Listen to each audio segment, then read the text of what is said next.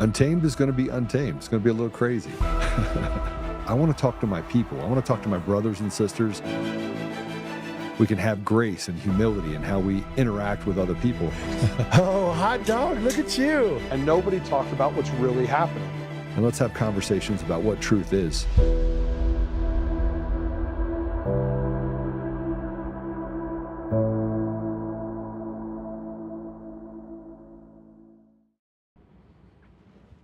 Hey, welcome back. Sorry, I'm a few minutes late. I got a little busy getting a haircut. They cut almost 4 inches of hair off the back of my head. So for those of you that thought I should have kept it, I did not keep it.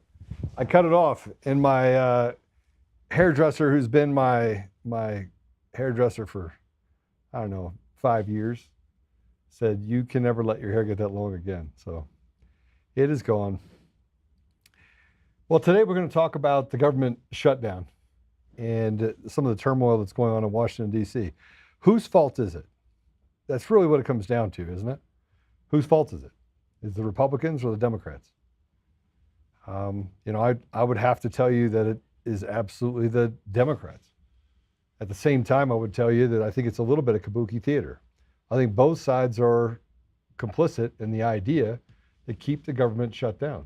They're negotiating behind closed doors. They're doing the things that they need behind the scene. But the people are the ones that suffer the most.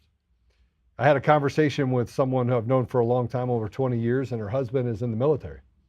And they have a mortgage to pay. And now it's gone on for 16 days. How are they going to pay their mortgage? And is this going to lead to bank defaults? Is it going to lead to other problems in our society where, we find ourselves in the same place we were in 2008? It could. It could happen. But at the end of the day, who cares? As long as the politicians get their $300 million, as long as they can make $300 million on $160,000 and they can short stocks and do everything that they can to insider trade and not get in trouble for it, only people that get in trouble for it is Martha Stewart and you. They don't get in trouble for anything. So we're going to talk about that. Now, ultimately, what it comes down to is, do we want to capitulate and give in to the Democrats and say, hey, let's give illegals health care? And the Democrats are walking around saying that's not what we said. We just want to reinstitute this part of a previous bill. And that gives free health care to illegals. So then we're going to be joined by a guest. We're going to talk a little bit about that. We're going to talk about some of the stuff that we've been dealing with related to ICE. And now, somewhere along the line on the ICE side, they think it's a good idea to go after ICE agents' husbands, wives, and children. I can tell you, if I was an ICE agent and someone came after my family, it would be the last day that they had. And frankly, whoever attacks somebody else's family, and that's the same thing they did to me. They went after my wife, they went after my children. And you can do whatever you want to me. You can come at me, and if you're ready for the consequences of your action, I'm good with it. But when you go after a man's or a woman's family, that's a whole new level of evil. But we're going to be joined also by a guest, Dr. Kevin Barrett. He's a journalist, author, and global media voice. He's got a Substack, so we'll talk a little bit about that. And he's going to give us a deep dive into what's happening with the Israel-Hamas ceasefire and some of the foreign influences that we'd have to deal with. It's pretty tangled. It's a tangled web of influence that's gripping U.S. leaders. Now, does that extend into President Trump?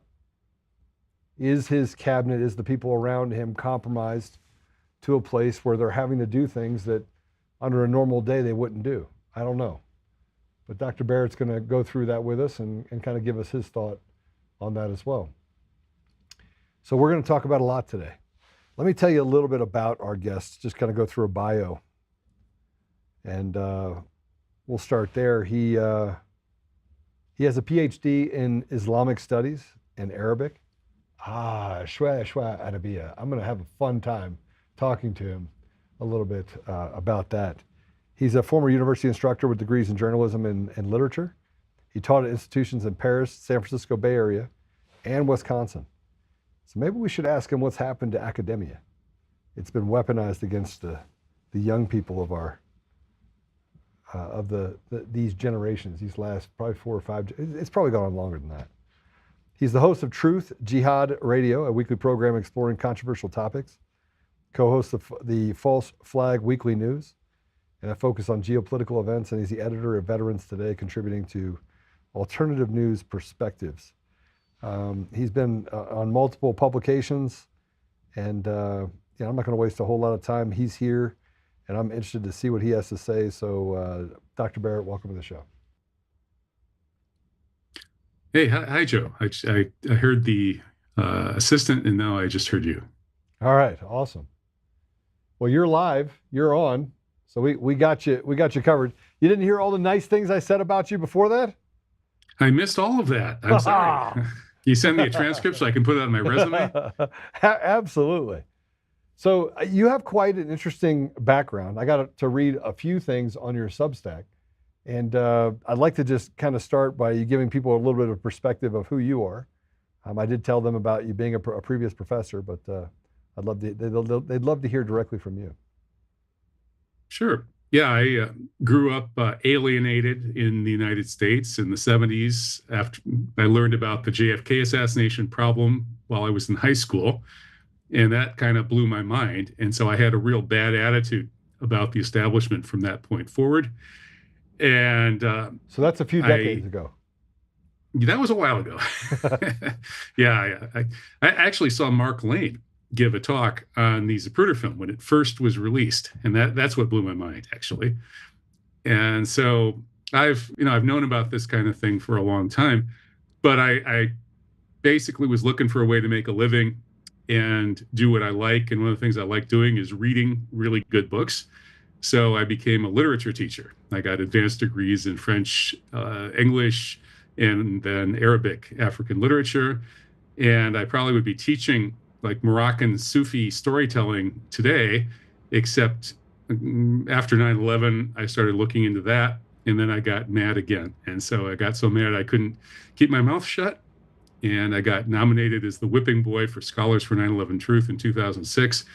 I got brought on Fox News to get yelled at by Sean Hannity and Bill O'Reilly, and I yelled back at them, and that made me unemployable in the universities in the United States. So since then, I've been an author and a podcaster like you, and a general all-around troublemaker.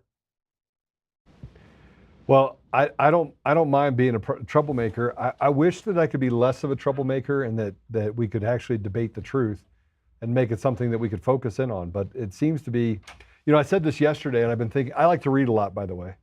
And I spent 6.5 years working in the Middle East and Africa.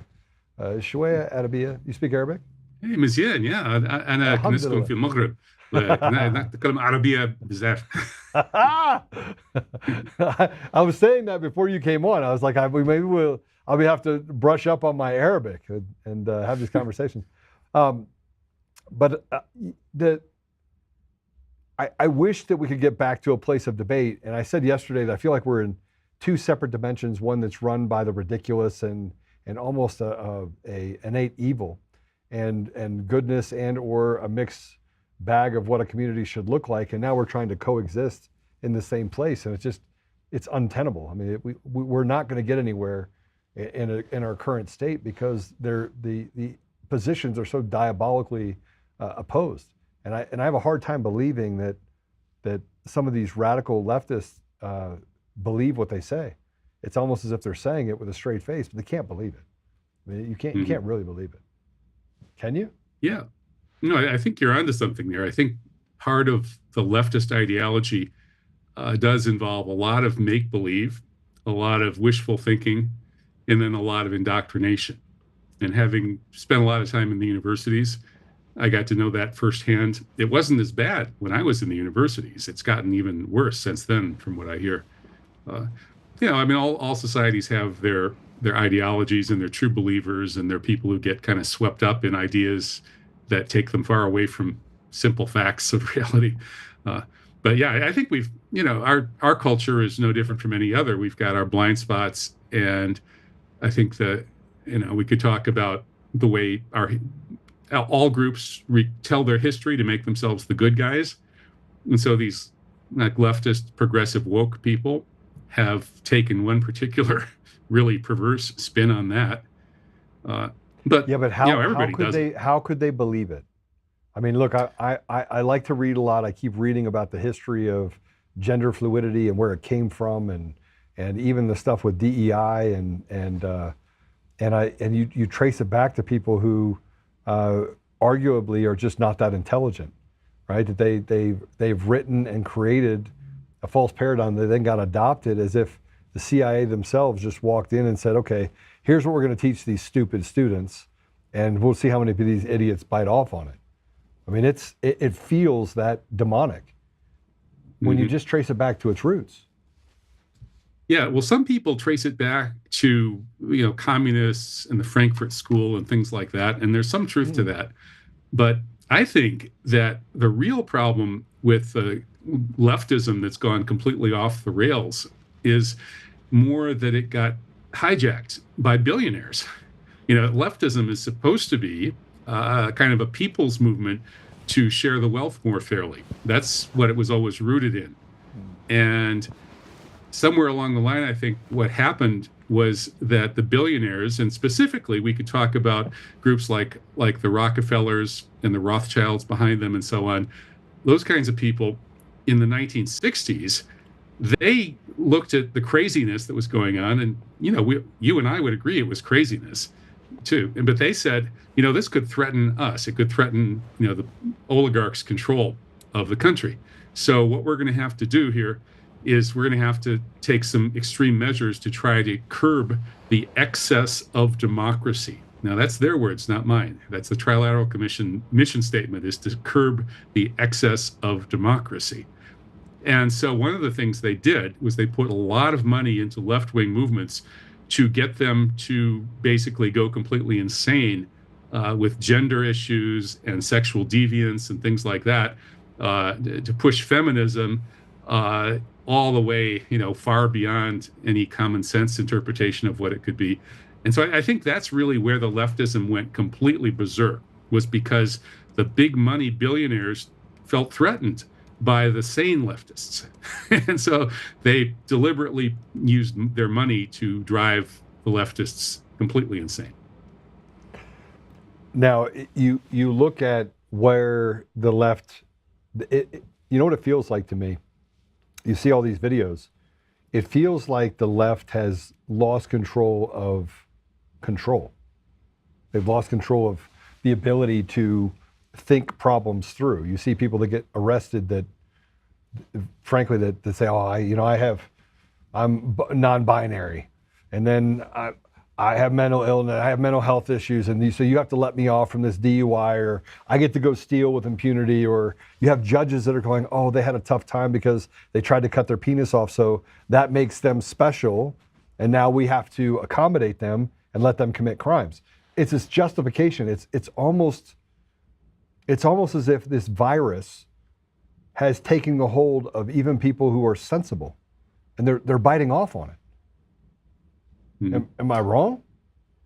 No, I think you're onto something. And I think that the culture, there's actually a way of looking at this in deep history terms that René Girard, who's a professor at Stanford who passed away several years ago, developed. And he was a Christian, a Catholic, who believed that the great event of all of human history was Jesus's crucifixion. And what that was about was completely overturning the basis of human social order, which is in human sacrifice. He believed that human groups hold together because they get angry at some outsider and they lynch the outsider, and then they deny that they did it. They unite in some kind of big lie, and then they turn that poor person that they lynched into sort of a deity. And this is the basis of pagan religion, which is the basis of almost all human cultures. People hold together with each other because they hate some scapegoated outsider that then they lynch, and then they perversely turn it into a pagan god. So it sounds a little goofy, but actually there's a lot of evidence supporting that this is not entirely wrong. So according to him, basically ever since the message of Jesus, peace upon him, they crucified not just the wrong guy, but according to the Christian interpretation, they crucified God. And so that story says that getting angry at an underdog outsider and killing him makes you the bad guy, right? So it reveals the way that people have this tendency to scapegoat and lynch some scapegoat. And Well, ever since Jesus, people have been siding more and more and more with the underdog. Instead of lynching the underdog, they stand up for him. But now it's gone so far that these people have, well, what underdog should we champion? And they start championing, the sexual deviant, the perverse, the crazy, and so on. But they also do it under the guise of being atheistic, when in actuality it's more satanic. So they embrace this satanic ideology, and then say that they're atheists. And a lot of the melding that's happened today is, hey, the devil's basically saying that it doesn't exist. Now, whether you're a Hindu or a Christian or a Muslim or a Jew, right? There's always been an idea that there is a true north that is, ethical, moral. So when you remove the moral and you say, hey, listen, we're going to redefine what morality is. We're going to say that morality is no longer tied to sexual pleasure, and the sexual pleasure should be universal, and we should teach children to have that sexual pleasure, and we should teach them about perversion, because then we can have pedophilia and all this normalization that happens. We've seen this before. I mean, if you go back in the Bible, it's in the Bible.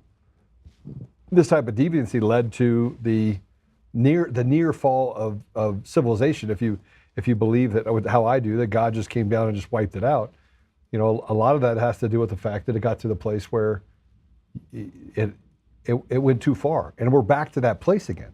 We're back to that place where it went too far, as you say, because free choice has always been the gift that God gave us, right? He gave us the ability to have free choice, free enterprise, right? But when it gets so far that now no longer do you not only not have free choice, but the free choice that you have is only deviancy, then, I mean, is this not the fork in the road that could lead to not civil war, but I don't want to say this too loudly, but like the end of the world? Mm-hmm. Yeah. No, I agree. You're very much onto something and seeing it as satanic.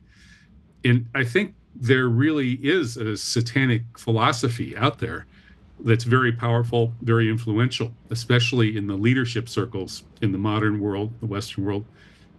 Dr. E. Michael Jones, my favorite Catholic thinker, has written about this, how Milton's poem Paradise Lost has its hero as Satan, and that progressively more and more of the leaders in Western civilization took that idea and pushed it further and further and further. The Marquis de Sade was they make you read the Marquis de Sade in graduate literature classes, like in French literature, because they think he's this great thinker.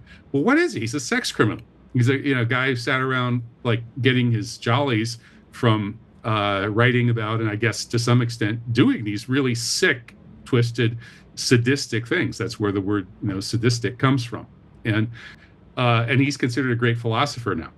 And the reason for that is that philosophy has that way of thinking, which ultimately comes down to a rejection of God, rejection of morality, and basically saying that just getting the most power and pleasure for myself is the only thing that's worth living for, and I'll do whatever it takes to do that, even including lying, cheating, stealing, and so on. That kind of approach to life, which is, of course, a psychopath's approach to life, has become very normalized among the leadership in the Western world today. No wonder the world's going to hell. So doctor, let's talk about this for a minute, because I think it's important to understand that sociopathy and psychopathy both are closely related into the fact that they can build a fraternity, and that there is a group of people, as you said, talk about the infiltration of leadership, And I've said it many times that bad people surround themselves with who? Good people or bad people?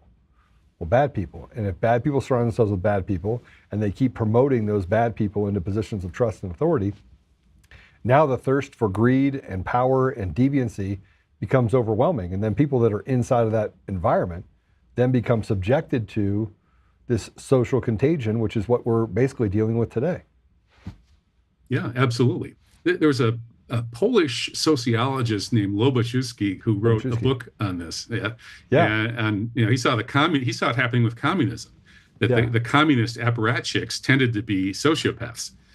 And he said it's contagious. Once you get enough of them in power, and as you said, they choose their fellow sociopaths. And specifically, I think the sociopaths in power, they choose, smart sociopaths, the ones who don't get caught, right? The dumb ones get caught, and then you could study them in captivity, in prison. And so most of the studies are done on prisoners. But the ones who don't get caught, they end up in the boardrooms, in the tops of the intelligence agencies, and especially the special forces. I mean, if you're a psychopath, you can do a great job in the special forces because you don't have a conscience. So killing a human being is as easy as swatting a fly. And so if your job involves being basically a death squad member who's going to kill human beings regularly, it's much easier if you're a psychopath. And probably in past wars, psychopaths did the vast majority of the killing. There are studies on that show that ordinary soldiers have always been reluctant to kill. And there's a whole training regime that the U.S. military developed after World War II to try to train ordinary people into being the equivalent of psychopaths and just killing on command and so on. And that led to the increase in PTSD among military people. So but the problem is really the smart ones, the really smart ones who work well with other psychopaths, right? They work well together, even though they're psychopaths. Those are the ones you have to watch out for. Yeah, because the thing about psychopaths is that they've recognized what they're doing is wrong. They fundamentally recognize it, but they reject it. They reject the fact that they have to do what's right. And then they go through this life's ambition of faking some sort of empathy towards society. And I often say, and this is my biggest problem with the CIA, is the CIA has hunted for these people. They have looked for some of the worst human beings known to man. So you have this entire group of people whose entire world is built on lying and destruction. And then we decided it was a good idea to create an entire organization based on that, and then send them out in the world and say, hey, go out there and do really good. Pinky swear we're going to do good as we destroy the sovereignty of nations. And I'm not talking one nation. I'm talking over the last 5 or 6 decades, probably 50, 60, 70 nations. Yeah. Like Mike Pompeo said, it was a great time in the CIA. We lie, we cheat, we kill, we steal. That's quite a kind of career option there. But yeah, the U.S. Empire has killed well over 60 million people since World War II in its different wars and CIA so-called interventions. Some of them were really horrific, like in Indonesia in 1965, when Barack Obama was the child of a CIA stepfather and a CIA mother.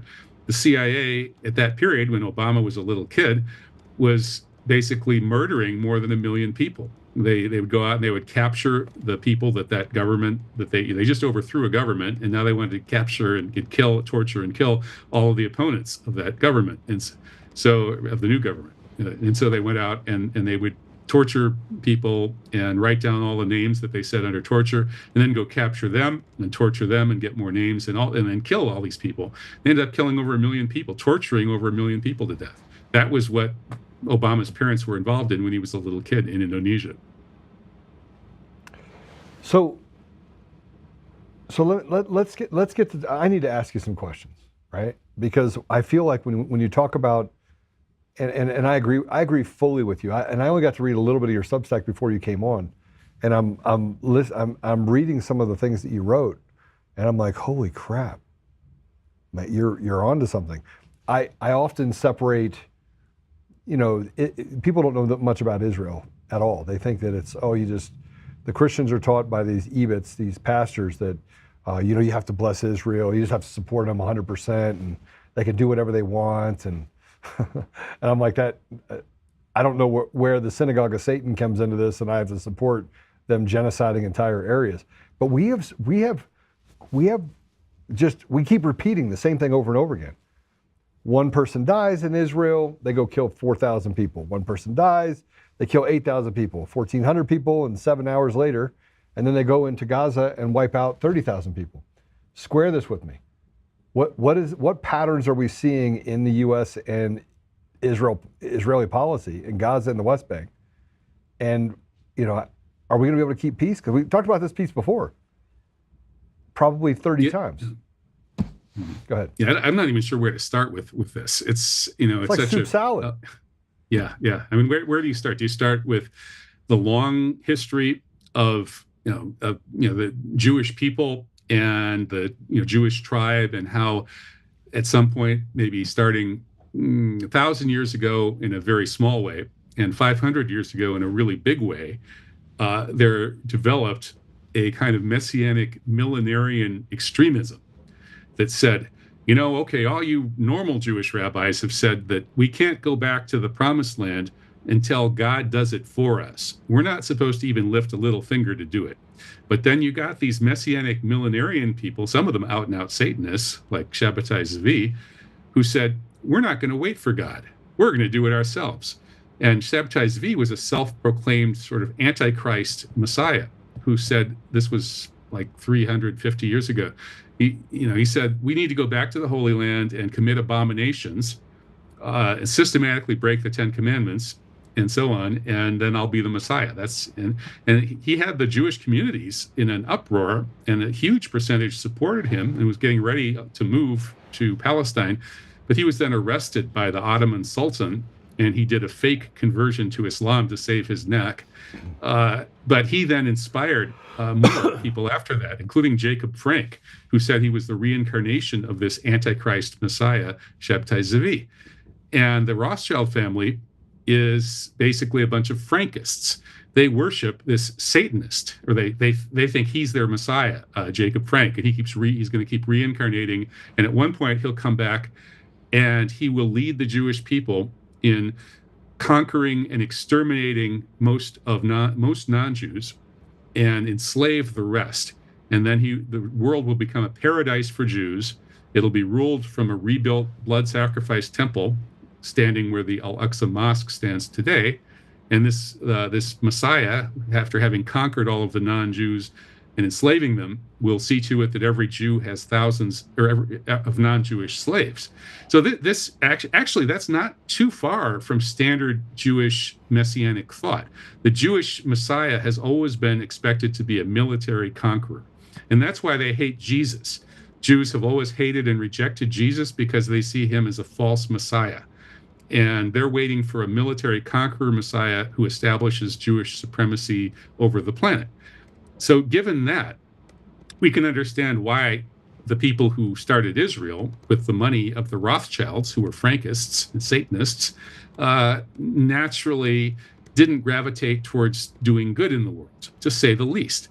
I mean, Israel has been a genocide forever. That's all it's ever been, is a genocide.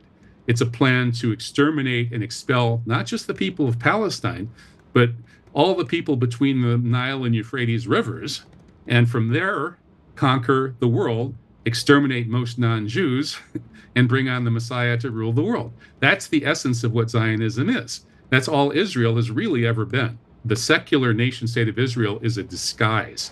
It's like a false front designed to con the world into letting them do this. So they're not real Jews, in essence. Well, they would say they are. Yeah, so they would say they are, because you can go back in history, but this has been passed down from generation to generation. This synagogue of Satan is a real thing. And the more I read about it, the more I read about this satanic, the fact that they will destroy more. Let me go back a minute. I want to talk about World Economic Forum, August 2017. They come out and say we need a depopulation agenda. We've got to get down about 90%. Bill Gates comes in 2018 and says we need to get our population down 95%. Yuval Noah Harari came out of the Jerusalem, University of Jerusalem. He was a professor there. gay Jew, I call him Jewish guy, really evil guy, goes with a few other people and creates this depopulation agenda. Bill Gates over the last 2 decades has been going to Africa and injecting people with weird stuff and sterilizing entire groups of people in villages.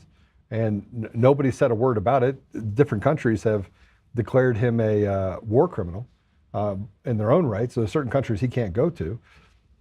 And yet here we are having a conversation about what their agenda is to destroy non-Jews and to enslave the rest.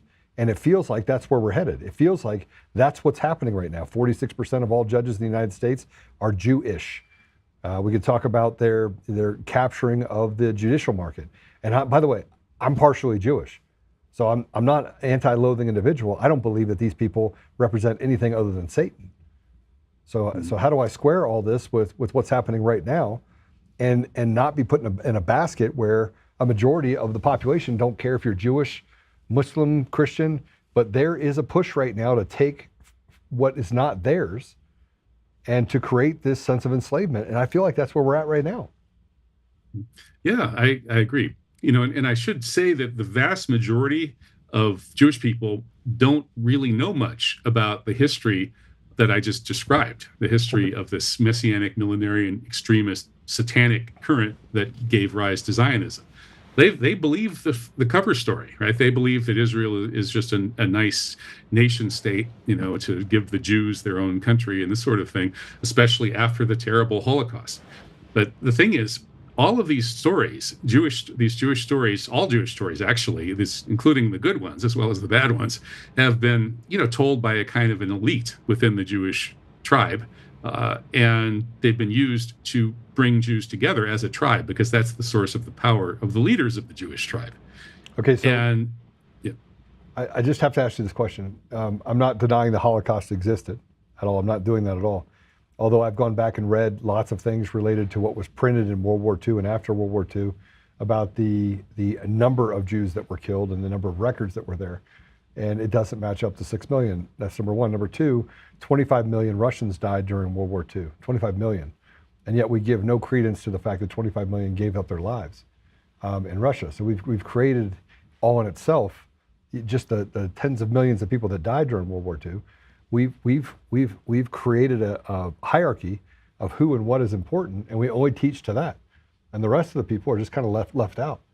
Like and then Russia was our ally in World War II, and yet we had a Cold War with them that lasted decades, and now we're back to the same thing with a group of people that fought, shoulder to shoulder with us in World War II. I mean, make it make sense. Yeah, it's a little bit like reading George Orwell's 1984, where, we're at war with Oceania, and we've always been at war with Oceania. Wait a minute, I thought we were at war with East Asia. No, Big Brother just told us it's Oceania.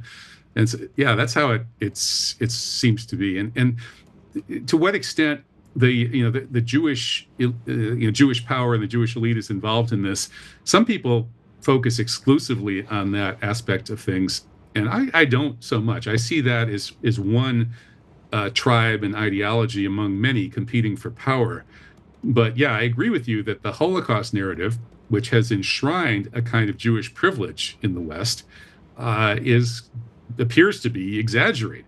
I'm not an expert. I'm not a historian. I've read a couple dozen books, maybe 40 books on World War II, and then maybe 20 or so involving the issue of this Holocaust, on both the Holocaust revisionists and the people who stand up against them. There are very few of those. It's kind of surprising how little really good work there is that sets out to try to refute the Holocaust revisionists. But after looking into this, I looked into it because somebody was smearing me on my Wikipedia page claiming I was a Holocaust denier, which I wasn't at the time. So that got me curious about why they were doing that. I guess they didn't like my 9/11 truth work, so they didn't want that to succeed. So they just made up this nonsense about how I was supposedly a Holocaust denier, which I wasn't. But that made me curious about the Holocaust, so I did read about it. And I agree with you that I think that's, number one, the story is exaggerated, and number two, the real issue here. Grossly exaggerated. Grossly exaggerated. Yeah. For instance, there's Nick Collerstrom, among others, has done research that leads us to the conclusion that the story of mass human gas chambers probably started out as British war propaganda. And there's a bunch of evidence for this, including the British guy who made up the story, saying after the war, shouldn't we retire this? Shouldn't we admit that this was just our propaganda? Well, worse is that you had people that said that these were myths, and so they went into these gas chambers being told that they would be for death, and all of a sudden water came out of the thing, and it was used to get rid of a lice issue that they had in the camps. It was an infestation in the camps. And you have other written documents and biographies that were written about people who were in those camps that were from all different walks of life. You have Hungarians, you had the Poles, you had other people that were in these camps that were not Jewish, that were telling stories that were vastly different. And many of those books and writings have been either stricken or taken off the shelf. And you can still find them, but you can't find them on Google. Can't find them on Yahoo, can't find them on any of these places. So they have literally created what's called the dead internet and making only one narrative and one voice, actually the one that you could read about, unless you start getting into these areas where you're like, oh, let me read that book, let me read that book, let me read this book. But you can't find those in the United States. You have to seek those things out. And it's crazy the way they've cracked down on the internet. And that it's interesting. That's the one issue that's been censored more than any other issue. And I think part of the reason for that is it's so powerful. It's such a powerful sacred story or myth that they need to keep people believing in it. And the problem is that if you do a little bit of reading, you quickly realize that it's far from obvious that the official story of the Holocaust is correct. I mean, just a little bit of reading will get you noticing that there are a lot of problems with that story. So they had to totally purge this from the internet. And it's even Amazon Books and other booksellers, but Amazon most notably, has gone out and gotten rid of all the Holocaust revisionism, which is just outrageous. I mean, even if you support the official version and you're against the revisionists, to argue against them, you need to know what they think, what they say. You need to look at their books. So just by censoring their work to this extent, it's almost like the censors are admitting that they know that they're wrong. Well, and the problem is, as you dig deeper, and look, I want to be very clear. There is a difference between Jews and Jewish. There's a difference. And if I was wrong, then over an 8-year period of time, the Israeli country, the government, collapsed 5 times in 8 years. This is a recent history, right? It collapsed 5 times. They had to rewrite the Constitution. And there are a large group of people inside of Israel who absolutely despise what I call the Bibi Jews, right? The people that are satanic or atheistic, that are basically making rules up out of nowhere and creating this kind of grip on society, including American society, right? So there's a large number of Jews that are God-fearing Jews that are not on board with what is happening even in Gaza. Well, unfortunately, there aren't as many as we would wish. Well, Jews, yes, there are. In the United States, the majority of Jews is against the genocide. And nearly half of American Jews call it a genocide. They're really right up in front of the movement for truth about this. So yeah, here in the and they do not like Bibi. these are, and they're really good people. And this is why I get so angry about it's the Jews. It's not. It's a group within it that are using babies and they're using Jews as a backdrop, a shield against all their improprieties. They're literally you shoot them first, right? Yeah, maybe. I think it's. There are all these individuals and groups who have their own agendas. Mostly they're out for their own power and wealth, of course.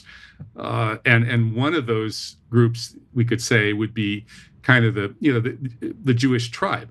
And there are people who profit by having, this Jewish tribalism, by having lots of Jewish people feeling like, they're afraid of non-Jews. They're more comfortable with Jews than with non-Jews. They're naturally going to think, hey, having a Jewish state that can protect us is a good idea. They're going to naturally believe, oh, Hitler was the devil and they killed 6 million in the gas chambers. They're going to naturally think all that stuff, which makes them manipulable. by the more powerful ones who can use this kind of tribal attachment. And certainly we see this in organized crime, right? I mean, everybody knows organized crime is ethnic. It's Crips and the Bloods, or whether it's the Gambini family or the Irish mob that the Kennedys came out of, the most powerful mob is the Jews, the Jewish mob. And there's a Russian Jewish mob that invaded the United States. Felix Sater is a big name there in the 1990s. And before that, Meyer Lansky was the single most important person in organized crime. He was the banker to all of organized crime in the Western Hemisphere and some of the Eastern. So the ethnic aspect of Jews kind of hanging together works real well for organized crime. And there's been this Jewish organized crime big time for millennia. Because they did stuff that was illegal, that, like lending at interest was illegal. Usury was illegal for centuries. But the Jews were kind of not winked at and allowed to do it. And then sometimes the same people that would do that would be doing human trafficking and narcotics and, alcohol in the Islamic world where that's illegal, or all of these dicey things, prostitution and stuff. That Jewish community kind of had a leg up in all of these kinds of things. The slave trade, of course, the trade for rum, sugar, and slaves, the triangle trade, all of that stuff. So there's a history there of people in that tribe kind of working together outside the laws of the various other countries that they're minorities in. And that history then involved them having to do a lot of lying to keep their businesses going and to avoid problems with the host nations. And so that history of outsider behavior, including criminal behavior, and then having to lie about it, developing a big apparatus of deception, that's served the bad people in that community very well over the years. Now, overall, most people who are born Jewish are not any different from anybody else. And most are just normal, decent people who are brainwashed by their upbringing in the same way all of us are. But some are not. I mean, some are. Oh yeah, right. I mean, I've had a rabbi. I had a rabbi tell me, he's like, Joe, if you only knew. I mean, and I'm like, well, what do you mean if I only knew? And I think this is where the whole satanic, this bloodlust, this synagogue of Satan. I mean, he came straight from his mouth. He said very clearly, he's like, listen, there's a group of people that just traffics children, women and children like crazy. And you think the organ harvesting is fake? It's real.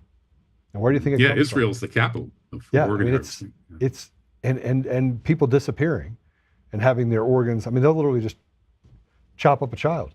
And this is coming from him, not from me, right? So I don't want to perpetuate any sort of, but I actually thought he was crazy, because this is way back in 2011. You have a rabbi telling you this stuff, and I'm already struggling with what's happening in the Middle East and what we did in Iraq and Afghanistan, and the fact that there was no weapons of mass destruction and millions of people died, and I just wasn't okay with it. I wasn't, right? Because the official narrative in the United States was it was necessary.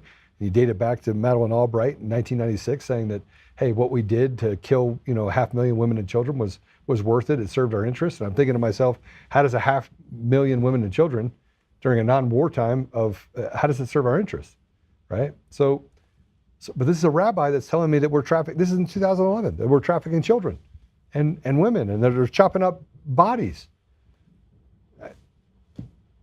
Well, a rabbi owns Pornhub, and this gets to us. There is an element in the Jewish religion that lends itself to these problems, and I actually translated a book called "From Yahweh to Zion," written by a French historian named Laurent Guyeno. And that book kind of does the whole 3,000-year history of Jewish people, and I think exposes quite a lot of interesting material. But to make a long story short, Ron Unz, another great source on this, he's a brilliant guy from a Jewish background who runs the unz.com website, and has done great work on all these issues, the Holocaust and everything that we're talking about. He's pointed out in his article on oddities of the Jewish religion that among these oddities are the fact that traditionally it was acceptable in Jewish communities to worship Satan, and that some people in the congregation would be worshiping God, and the people right next to them in the synagogue would be worshiping Satan. And it was fine. They were friends. They were, colleagues. They were business partners and everything. It's just like normal to worship Satan in at least a fairly big part of Judaism. And that's pretty weird. And that's like, we couldn't have an imam owning Pornhub. We couldn't have the Pope owning Pornhub or a bishop owning Pornhub, but you can have a big time rabbi running Pornhub. Why is that? Well, there are some issues with this religion. The way it's interpreted its scriptures, they maybe allow too much bad interpretation of their scriptures, and maybe that's why the Talmud has got a lot of bad stuff as well as some good stuff. It's just a record of the rabbis arguing, but a lot of bad stuff. I'm almost 3/4 of the way through it. It's very long, and it's really bad. It's really bad. Mm-hmm. Yeah. Well, I'm honest. I'm dubious about even the Old Testament. I mean, there's lots of good stuff in the Old Testament, Leviticus, but as Laurent Guyonneau put it in that book, there's some bad stuff too. And at some point, maybe Jews and Christians and Muslims are going to have to face that fact that our history does have some bad interpretations that really can't be from God. And those, I don't think that's true for the New Testament. I don't think it's true for the Quran, but I think it is true for the Old Testament. And again, the people who stopped with the Old Testament wouldn't accept Jesus, hated Jesus, wouldn't accept Muhammad, hated Muhammad. I mean, those people, they're not all bad, but there are a lot of them that have been open to bad interpretations. And then that tribe has gotten involved in a lot of bad things. I back in the day, there's a guy that I used to read a lot of his stuff, and his name is Mark Braverman. I probably should reach back out to him, but Mark was a conservative Jew that grew up drinking the Kool-Aid of Zionism, right? And believing that you had to protect this protectionism. And since his early upbringings, and he's a psychologist, but since he's become pro-Palestinian. So you have this really big kind of friction that exists.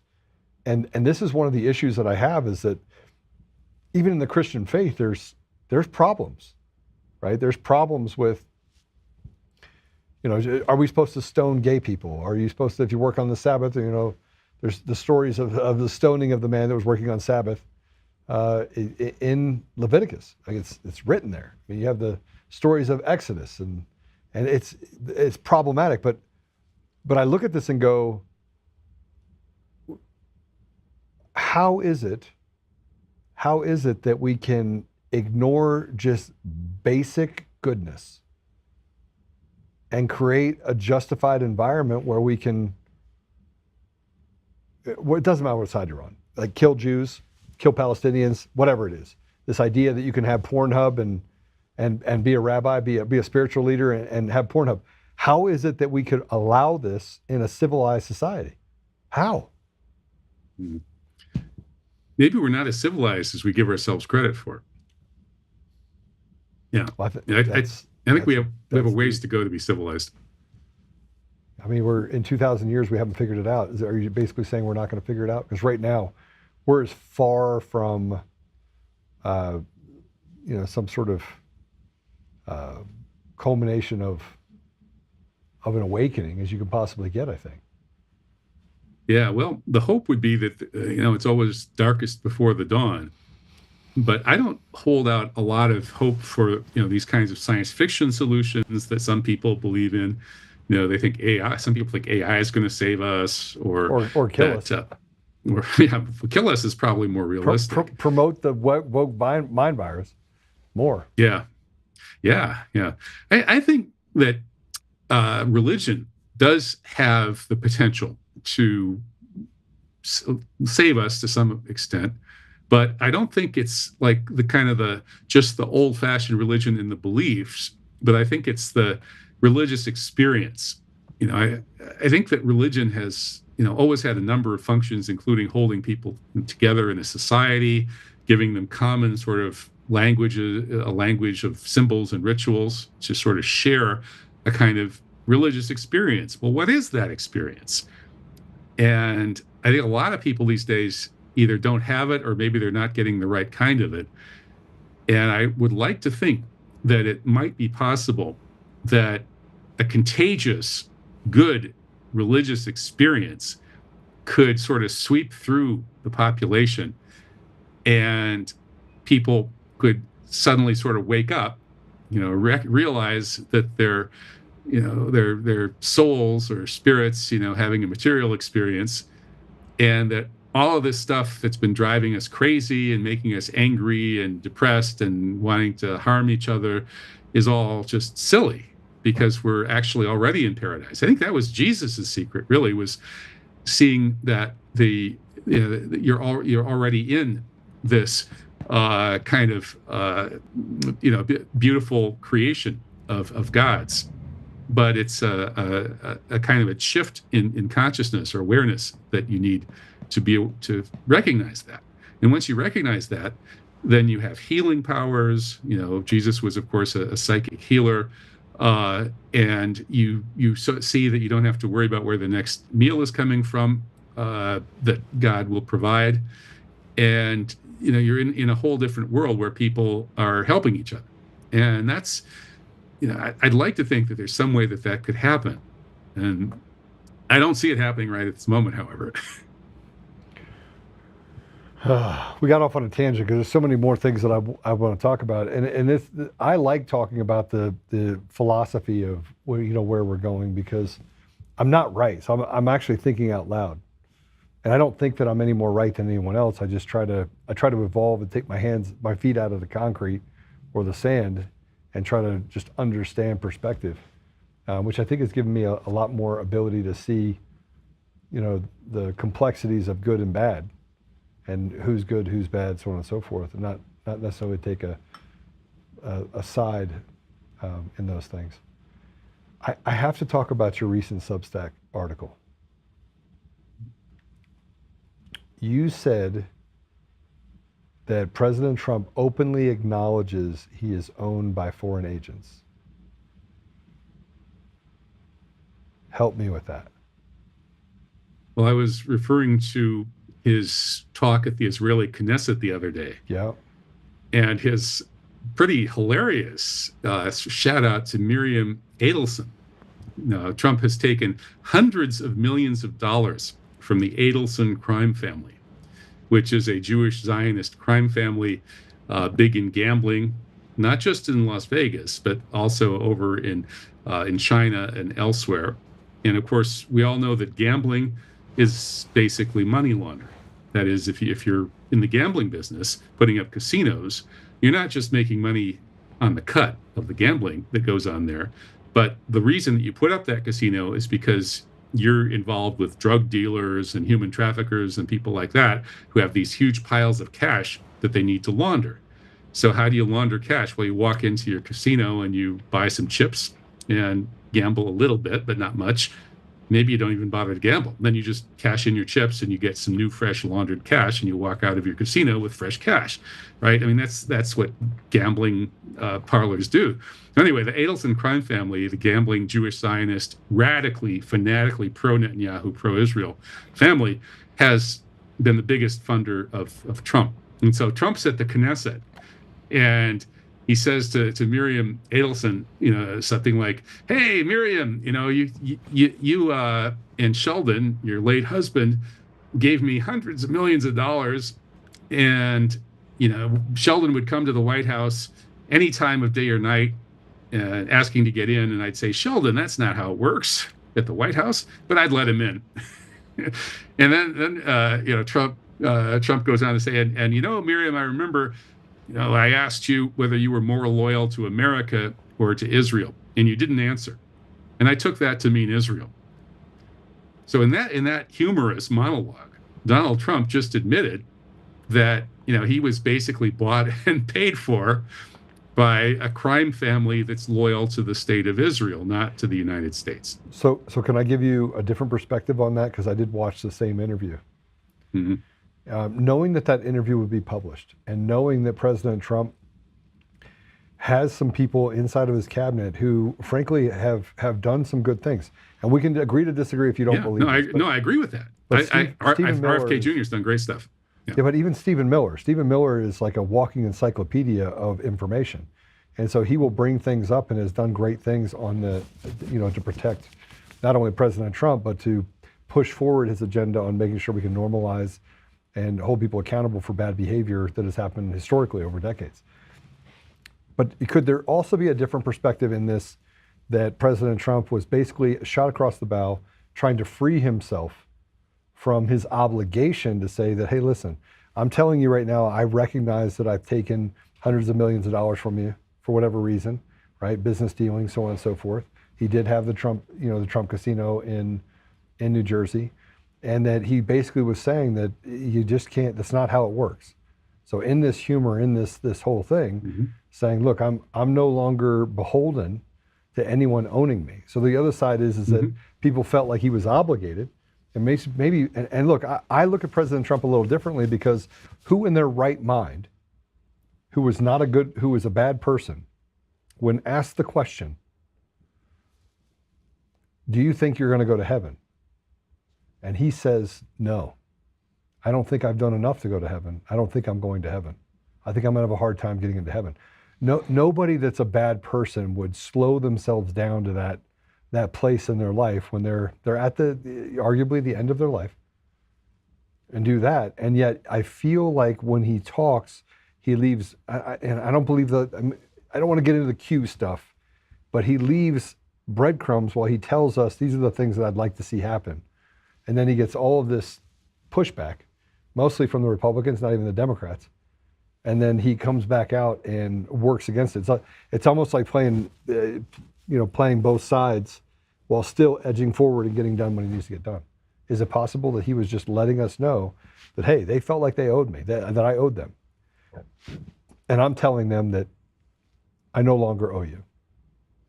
I hope you're right. And it's some people might say that sounds like a crazy interpretation. I don't think so, because what had Trump just done before that? He had pushed through this ceasefire proposal that Netanyahu's people didn't want. Right. And so he had a somewhat difficult audience there at the Knesset. And one way you could interpret his completely bizarre buttering up of all these people, including Miriam Adelson, is like, what he's really saying here is, you bought me and I delivered. I gave you the embassy in Jerusalem, which led to this whole genocide. I gave you everything you wanted. I gave you the Golan Heights and stuff. I've done more for Israel than any other president. And then the part that he didn't say is, but it ends and here. I'm done. Yeah. And I hope that's the case. So let me tell you why I think that. President Trump is he is intellectually brilliant. The guy literally, and I mean from the standpoint of being able to look, you could hand him a picture, you walk in a room, and he is doing the math. Everywhere he looks, he's doing the math. He's already figured out what's in the room, where his threats are, where they aren't. The art of the deal is actually more, I think, of an instinct than anything else. But the reason why I feel like that may be the case, and again, I don't propose that I have conversations with President Trump, because I don't, right? But I will tell you that one of the things that makes me just wonder is that Netanyahu then came back as strongly as he's ever done, gushing on President Trump, saying he's done more we're going to give him the highest honor in Israel. Because I think President Trump put the hammer down and is like, I'm done. And then they're like, oh crap, we think he's done. So I think that there's a little bit of trepidation on I'll call it the Bibi environment, the Bibi Jews, to say that President Trump is now saying, I've fulfilled my obligation, now I'm going to move in a way that protects the interests of the American people. Get out of my way. I just feel like that's what's happening. Well, I hope so, because the Bibi party is not going down easily. And even if Bibi Netanyahu goes down, the rest of that country is almost as crazy as he is, or at least the kind of the dominant wing of it is. And they're going to want to keep pushing this. They, as I said, a certain core group of them are dedicated to expanding to everything between the two rivers, which of course would involve invading, attacking, and committing genocide against the people in Egypt, in Jordan, in Syria, in Lebanon, part of Saudi Arabia, possibly even part of Turkey. And so that's obviously a non-starter for the people in the region. And so there's this real threat there for, there's also, of course, a threat to resume this genocide of Gaza, and they're accelerating the genocide of the West Bank. It's a much more slow motion genocide, but it's still ongoing. There's killing, terrorizing, and stealing people's land and stealing people's property in the West Bank. And all of that in preparation for destroying the Al-Aqsa Mosque and rebuilding this blood sacrifice temple to bring on their Messiah, who would be the Antichrist for everybody else.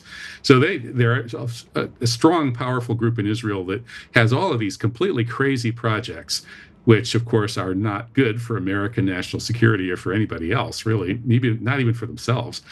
And for a long time, of course, every other American president, listened to all their professional advisors, and obviously we're not going to move our embassy to Jerusalem. Are you kidding? That's going to, you're just asking for, for huge problems there, which then Trump did. And so today, if he's done, number one, this could be dangerous for him because the Zionists, they have a lot of assassins. They're the ones who killed the Kennedys, by the way, and they've taken probably Charlie Kirk as well. So if Trump has turned decisively against them, let's hope that he's got his security team strongly on his side, because they're not going down without a fight. A lot of them still would like to really basically slaughter and expel everybody in Gaza, and then the West Bank, and then go on from there. So the U.S. can stop that, but it's not going to be easy. And I hope that you're right about Trump, and I think it's possible. 50-50. I just don't know whether that's what he's up to, but I hope he is.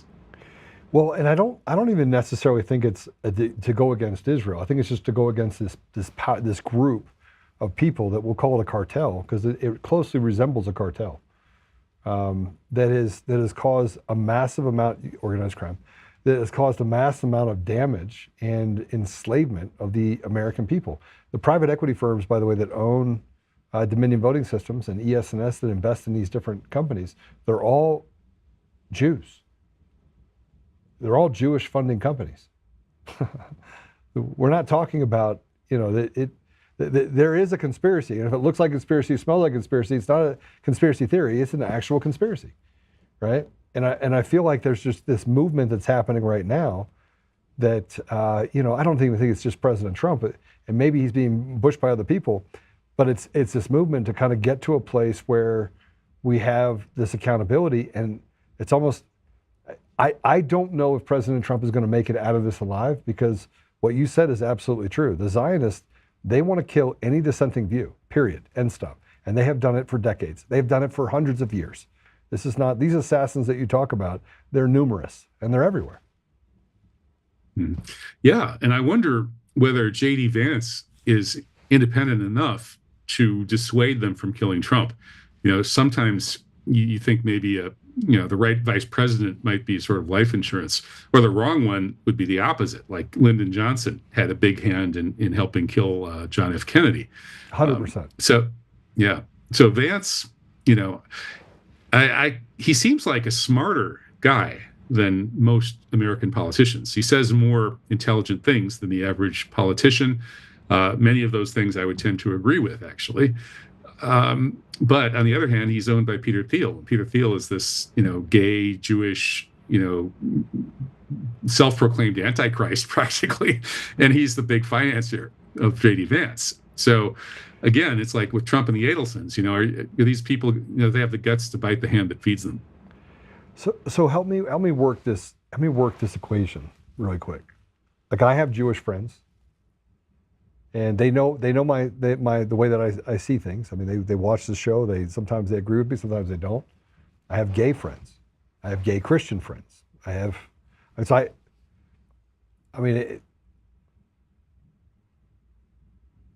struggle with seeing these people that I know as being bad people. I can't. I've known some of these people for decades. I mean, my business partner's a gay Jew, and he's the first person I call if I got in trouble. So how do we square it for other people? That, I mean, yeah, Peter Thiel's, arguably, I don't know enough about him other than, he's been involved in some pretty questionable things. But how do I personally square that with having these same relationships with these people that he has with Yeah, well, I probably shouldn't have led with him being gay and Jewish. That's not the problem. The fact that he was born Jewish, or the fact that he's bought into these crazy ideas about sexual preference, where people define themselves by their inherent vices, which is pretty weird. I think that's weird. And yeah, so that, I mean, that, I don't think that any of the people that, I mean, my business partner has his ideas on gender fluidity and things like that, but which I totally disagree with him. But I mean, these are some of the things that people struggle with me when they're like, how can you be friends with that person? And I'm like, he's been like my brother for 15 years. How can I abandon that relationship? He's acted the same way no matter where we went. We go to Vegas, we go to New York, we were on a business deal. We do that. He has never violated any of my trust ever. So how do I? Yeah, I've had tons of Jewish friends too, and some gay friends as well.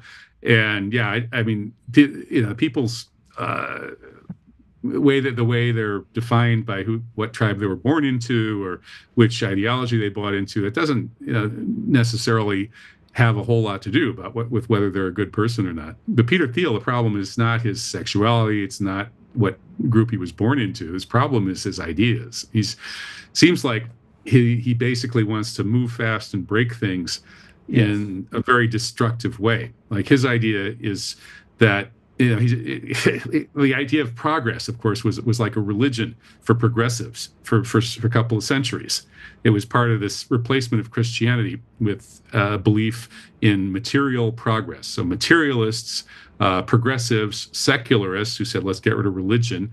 This became the new substitute for religion. And so these progressives who want progress through material changes and new machines and things like that, that's going to solve all our problems. Well, people stopped believing in that several decades ago. The postmodern philosophers were the ones who poked holes in that. So, there haven't been very many true progressives now for several decades. Peter Thiel seems like he's looked at this situation and he wants to restore the worship of progress by creating crazy technologies that threaten all of human life, and he'll be perfectly happy if they kill us all off and create an artificial life form that he thinks will be smarter than us. He wants to do something really big with technology that's going to really massively change, if not totally destroy, human beings as we know them.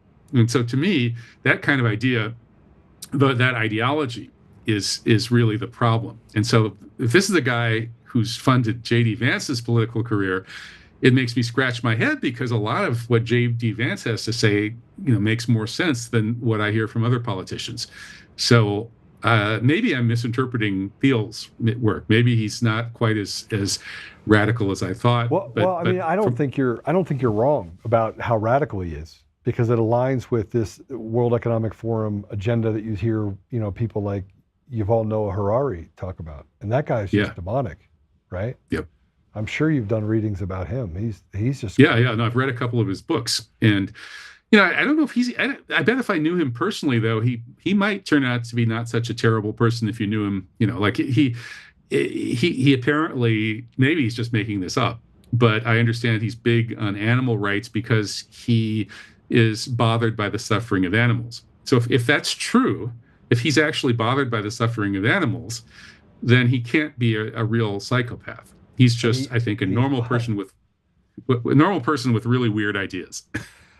But he's called for the mass deletion of 95% of the population. I mean, he's written entire white papers on the idea that we have to depopulate, and what would have to happen. He even talked about how pandemics could serve the better of mankind. I guess I didn't read that. The books of his, I think I read Sapiens, and then I think one other one.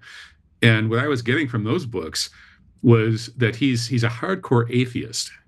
And so as a materialist atheist who doesn't believe in anything spiritual, doesn't believe that there's any real foundation for morality, he just looks around him at the world and says, well, people are just grabbing for wealth and power. And as everybody is competing and grabbing for wealth and power, inevitably, what they're going to do is demand that scientists produce for them the ability to, let's say, make sure that their children are very, very intelligent, IQ-wise, musical geniuses and things like that.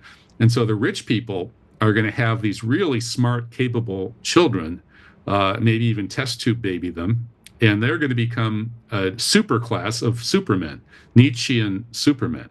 And they're going to look at all the ordinary people that are left behind them who didn't have the money to buy those fancy, IQ enhancements for their, in the zygote engineering, genetic engineering. And so you're going to end up with these two classes, a smaller ruling class that's massively enhanced by technology, and then everybody else that's left behind. And what's probably going to happen is there's not going to be much left for those left behind people to do. And the masters are going to look at those slaves and say, what's the point of letting them continue? Right. So I don't think he was advocating that, at least in the books I read. It's more like he was saying, this is how it looks like it's coming. The problem for me, though, is that he's not appalled by it. He should be horrified, right? But he doesn't sound horrified enough. That's my problem with him. Well, and it's almost a nonchalant look at societal norms. And when you create a societal norm and say that, that there is no sky is falling, we should probably look at this. This doesn't, follow. This doesn't serve mankind. He's not horrified by it at all. Matter of fact, there's almost like a deviant pleasure that you get from talking to where they feel special, like they're separated from the plebes, so to speak. And largely, I think society-wise, most of us are just don't have a seat at the table. Like we're not the ones that they have chosen that we're going to be saved, unless it is in a place of slavery or enslavement, which is kind of what we're at right now. Yeah, no, I agree. And if we transfer that framework to geopolitics, I kind of suspect that the West is run by oligarchs. There's definitely a massively disproportionate number of Jewish oligarchs, but that doesn't mean that they're all Jewish. But they're Jews would say 2% of the American population and maybe 40 or 50% of the oligarchs. And because they network, they're going to have a lot more influence than just being 40 or 50% would determine. So anyway, the West is run by these oligarchs, and they're pretty much on board with this Harari vision of where it's all going to go. A very technologically enhanced oligarchy becomes supermen, and everybody else basically gets flushed down the toilet. And then I look around the world, and that's not the vision we're getting from the BRICS countries led by China. China's Communist Party is really not that communist anymore. They don't believe in Karl Marx anymore. They're actually more Confucian than anything else. They've evolved. They've gone back to their roots.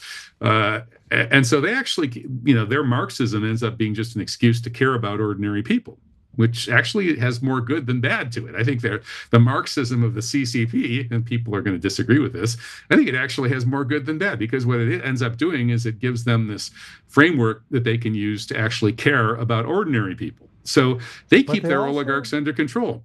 They also have, look, you could say that to one side, but you still have a problem with the younger people, and you have a problem with the social credit scores of people having to sleep on the streets because they've been basically deleted from society. That all is in China as well. So at one side they said they care about people. The other side is they've done, if you speak out against any sort of group of people, you can be deleted from society, where you're shunned not only from the societal elements, but even from people in your own family. Yeah, I think China's culture is more kind of group oriented as opposed to individualistic. So when I say they care about ordinary people in the CCP, the way they care about ordinary people isn't that they, think of every individual having these individual rights that nobody should ever violate. It would be a sin or a crime to violate the individual rights, but rather sort of what's best for the most people in the group. And so that does have its downside, because then some of those, individual, especially dissidents and troublemakers like us in that kind of society, maybe they wouldn't care much about really abusing us if they thought that it was better for the group to do so. So that's part of the downside of that ideology, which is certainly, there. Yeah. But I think that the Western oligarchs, who are so corrupt, and so on board with this Harari agenda for technological enhancement of the oligarchs, and the oligarchs inherit the earth. And for some of them, there's a Jews inherit the earth thing too. And the other countries, I don't think China is thinking in those terms so much. I don't think Russia is, maybe a little bit. Some of those, there's some oligarchs in Russia, but Putin got some of them under control.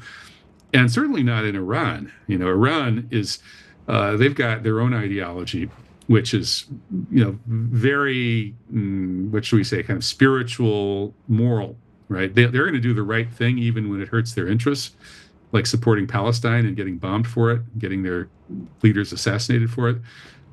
And so those are just some examples, but the whole global South overall, I think, is less dominated by this vision of the Western oligarchs, of having the Western oligarchs take over the world through their financial power and then impose this technologically enhanced oligarchy on the world, and then they basically turn the rest of us into slaves or kill us.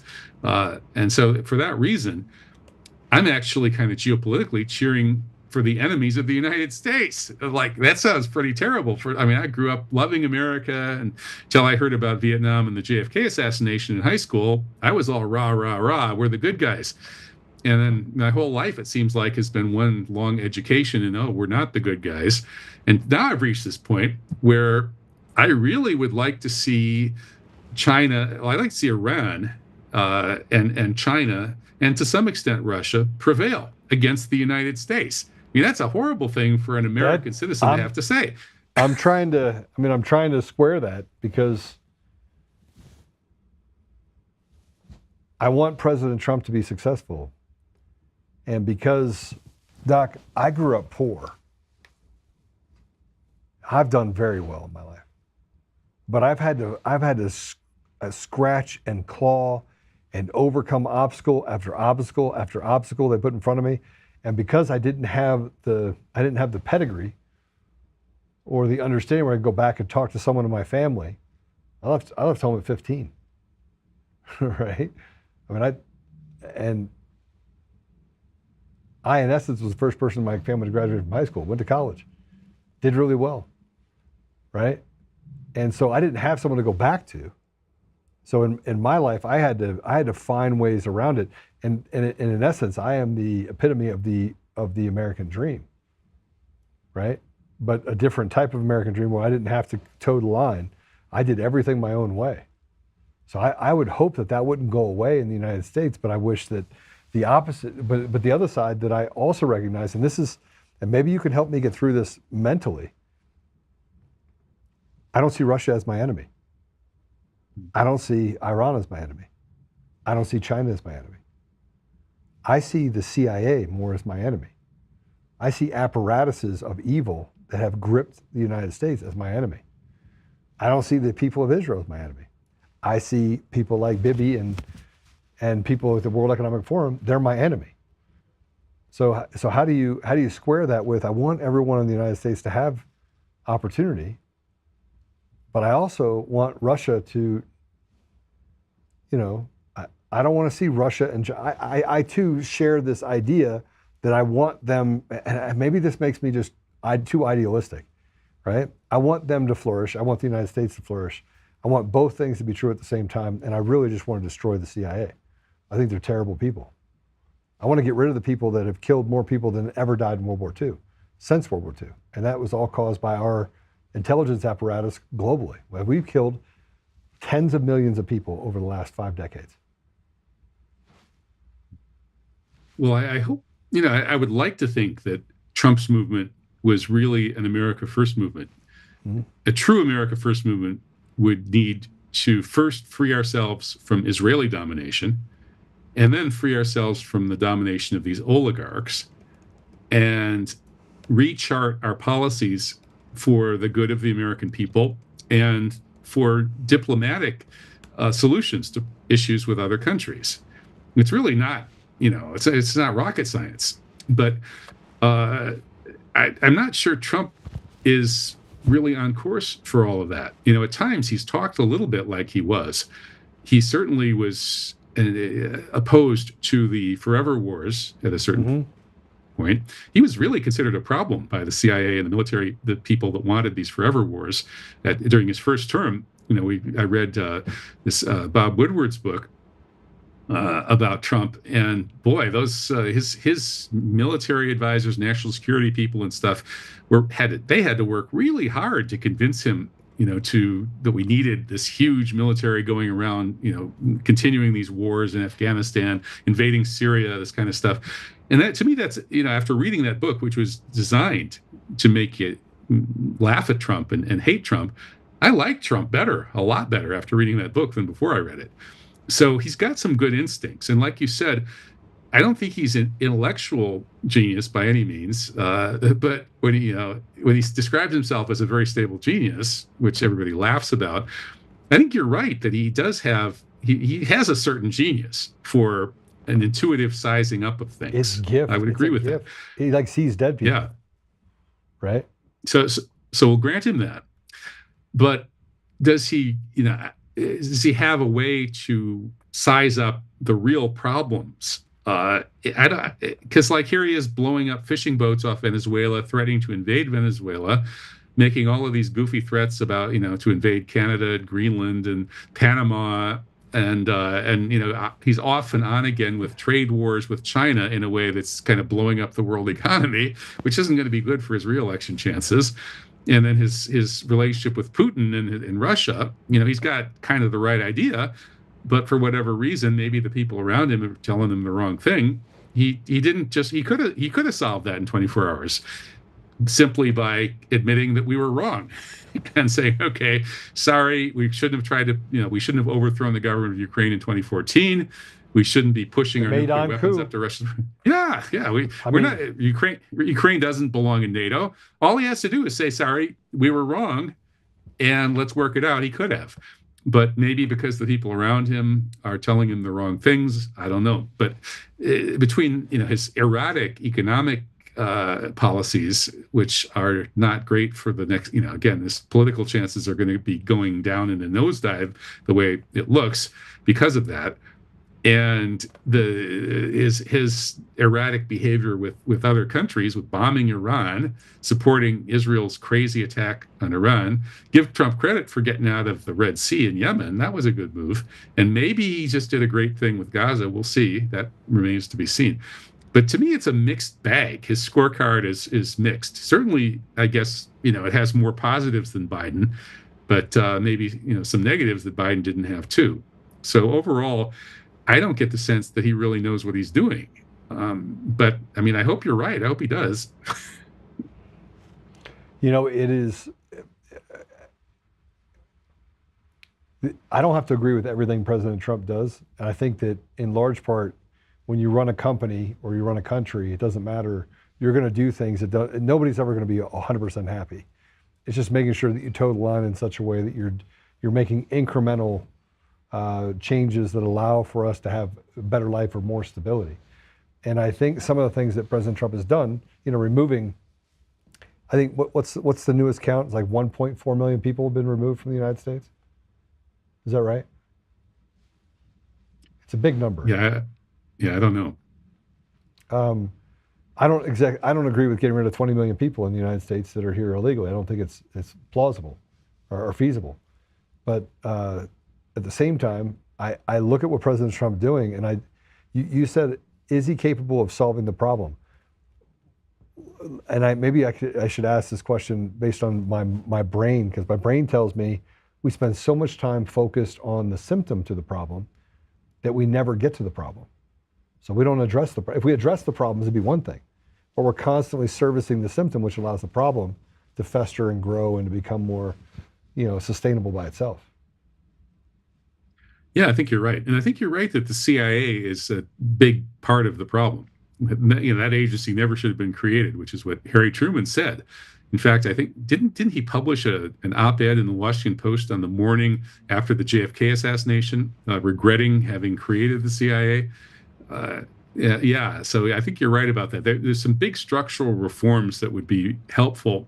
But I think, the big issue is the U.S. empire has overextended its business model the big business model for the country as a whole right now is we print worthless toilet paper money and force everybody to accept it at gunpoint.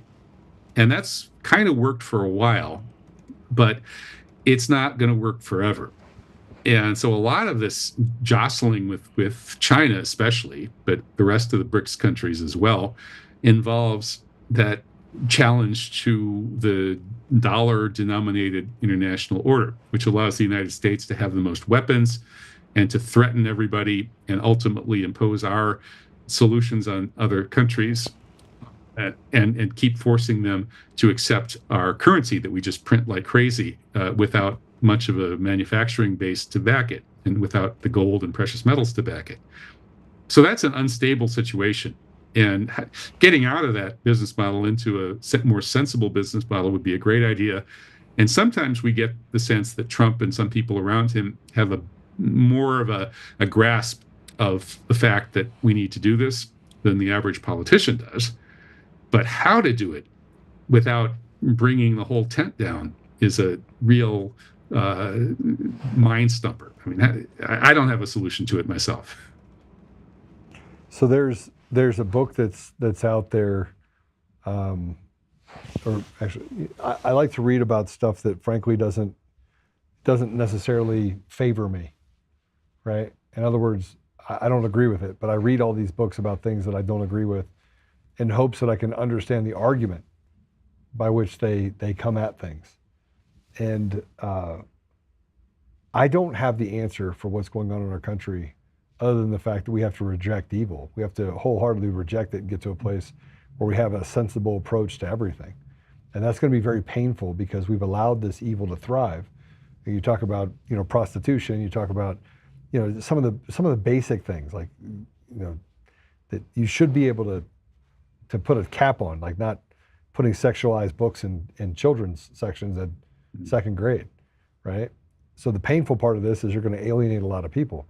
But if we don't do that, the outcome is that we continue this downward slide, and then it's unrecoverable, right? I mean, isn't it? Mm-hmm. Yeah, I agree with that. I think the moral core of the country is maybe kind of the inside problem. I describe the symptoms of the bad business model. But maybe we got into having a bad business model in part because we had this moral rot and corruption that's been going on. How to fix that, though, I don't know. Since the birth control revolution of the 1960s radically decoupled, sexuality from procreation, and had a whole lot of people suddenly thinking, wow, sexual pleasure is just like candy, whatever. And that broke up the human relationship element of sexuality that's always been tied in with the reproductive family. And that happened, because of the technology in part, but also, let's face it, there was an ideology. The oligarchs, again, a lot of them were given money to these people who actually wanted to bust up families and create this new morality. And how to undo that in a world where, we have, it's our technological world today it's not the world of our ancestors. And, our birth rates have declined to the point that we're not reproducing ourselves anymore. These, societies are imploding all over the world. And everywhere where the countries are getting richer, their birth rates are going down below replacement. So how to fix that when, normally what you would have to do is somehow get people back to believing in God or believing in the kind of religious worldview of their people. And that means you sacrifice for something bigger than yourself, which you have to do to want to have very many children. I mean, children are a pretty big sacrifice. And for women, maybe even more than for men in certain respects. That's why they say that when, free the women to do whatever they want, and then the birth rate plummets because a whole lot of women will just go off and do something else. So somehow getting things back on track where we can return to traditional morality and have traditional families and religions. It's, again, it's hard to see how it's going to happen. Aside, I held out the possibility of some kind of spiritual awakening, a contagious spiritual awakening, where people suddenly recognize that we're spiritual beings. But that without that, I can sort of see where these pessimists and even these sort of, dystopian pessimists who actually like their dystopias or don't mind them too much, like Harari, are seeing things all continuing to go to hell.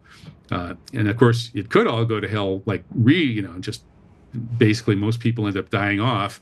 And then the survivors have to go through barbarism again to slowly crawl back towards civilization. That, could easily be the way it plays out.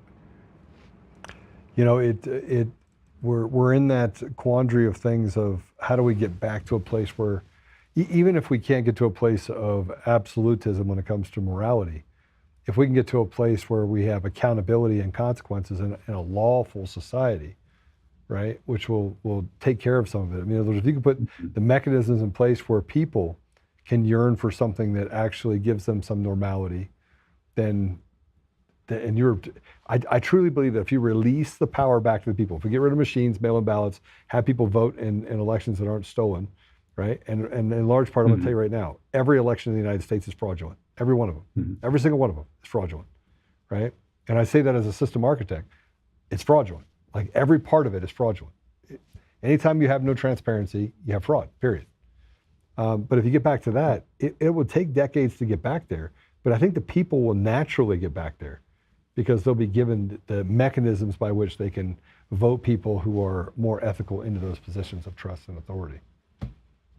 Yeah, I want to give you a big shout out of appreciation for your work on election integrity. I looked around a little bit on the internet about you, and I noticed that the mainstream media just had to pile on you because you recognized the problem with our election system. Yeah.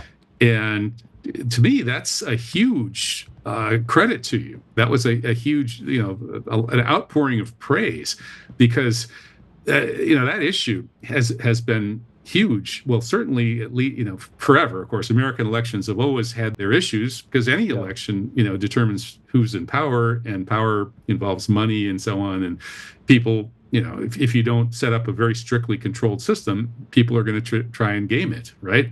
Yeah. So you're absolutely right that voting machines were actually designed to be gamed. They're designed to be hackable. It's disgusting. 100%. It's crazy. How could we be voting on these machines? And I saw this early on, and it was weird. It was the Democrats and the left-leaning people who saw this back in 2004 when it really got going, right? After the 2000 hanging Chad fiasco, they brought in these new voting machines for 2002, 2004 elections, and they stole the 2004 election for Bush.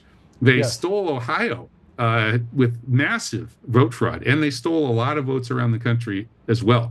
Actually, John Kerry probably won that election with a landslide. He probably won 53 to 47% nationwide. Big victory in Ohio. They stole it with rigged voting machines. And a few people, mostly on the left and Democrats, noticed this problem and made a big stink about it, but the whole media just shut it down. You're not allowed to notice that these machines are designed to be hackable. Why would you build black box voting machines? That makes no sense. Why wouldn't you build transparent ones? Well, transparency breeds goodness into your community, because then the community settles into a normalcy that gets created and reinforced at every level, whether we're talking about primary education or even how we treat the nuclear family.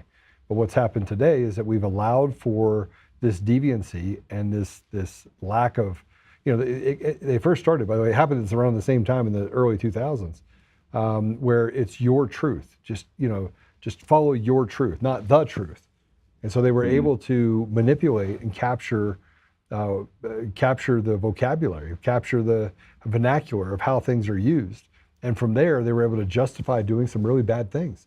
And when the media attacked me for the elections, I wrote a model in December of 2020, and I was like, listen, they're going to steal the runoff election for the Georgia runoff election. I'm going to tell you how it's going to be done.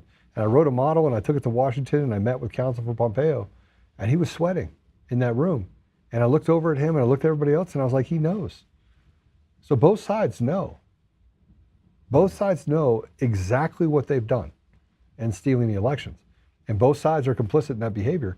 It's the haves and the have-nots, right? And if we don't get rid of the black box, then the American people have no voice. But what the mainstream media and what this judiciary that's rotted to the core has done is that they've created a fool's gold and said that the gold is the gold standard. And we look at it, and all you have to do is scratch it, and we know for a fact it's just a bunch of coal that they've painted the gold color. It's garbage. And so again, they've taken big shots at me, which is why, by the way, I'm so hesitant. And I wasn't pushing back on Peter Thiel at all. I wasn't at all. What I was saying is that I struggle because I know good men. I know people that are Democrats that are that are good men and good women, and yet, they're lumped in with this group of people where I think it's just a disgusting apparatus that's self-serving. Mm-hmm. Yeah, no, I think there are some decent people on different sides, but I think you might be onto something with fixing the elections. That is, one solution that's been proposed would be going back to hand-counted paper ballots. There's one school of thought that says you can't build a voting machine that's not that couldn't conceivably be hacked. You could certainly make them better than most of them are now, right. But the one way to make sure that you've got fair elections is the hand-counted paper ballots. So doing that might be one way of getting people back in sort of trusting their system. So, and at one point I was thinking Trump might actually do that. He made some remarks along those lines, and certainly after the 2020 election, it seemed that election integrity was going to be a big issue for him. It's too bad that he didn't. I mean, had he pushed that hand-counted paper ballots issue, that would be right up there with what RFK Jr. has been trying to do at HHS as an example of something good coming out of this administration. Yeah, and I look at that. You talk about JFK. I mean, see, RFK, Bobby Kennedy being a good guy, and he's a Democrat. Tulsi Gabbard doing her job and doing it well, she's a Democrat. So there are really good people. We just have to be really careful how we, who's doing what. I think Bernie Sanders is probably not too bad of a guy too, really. He's a funny guy. Mm-hmm. Yeah.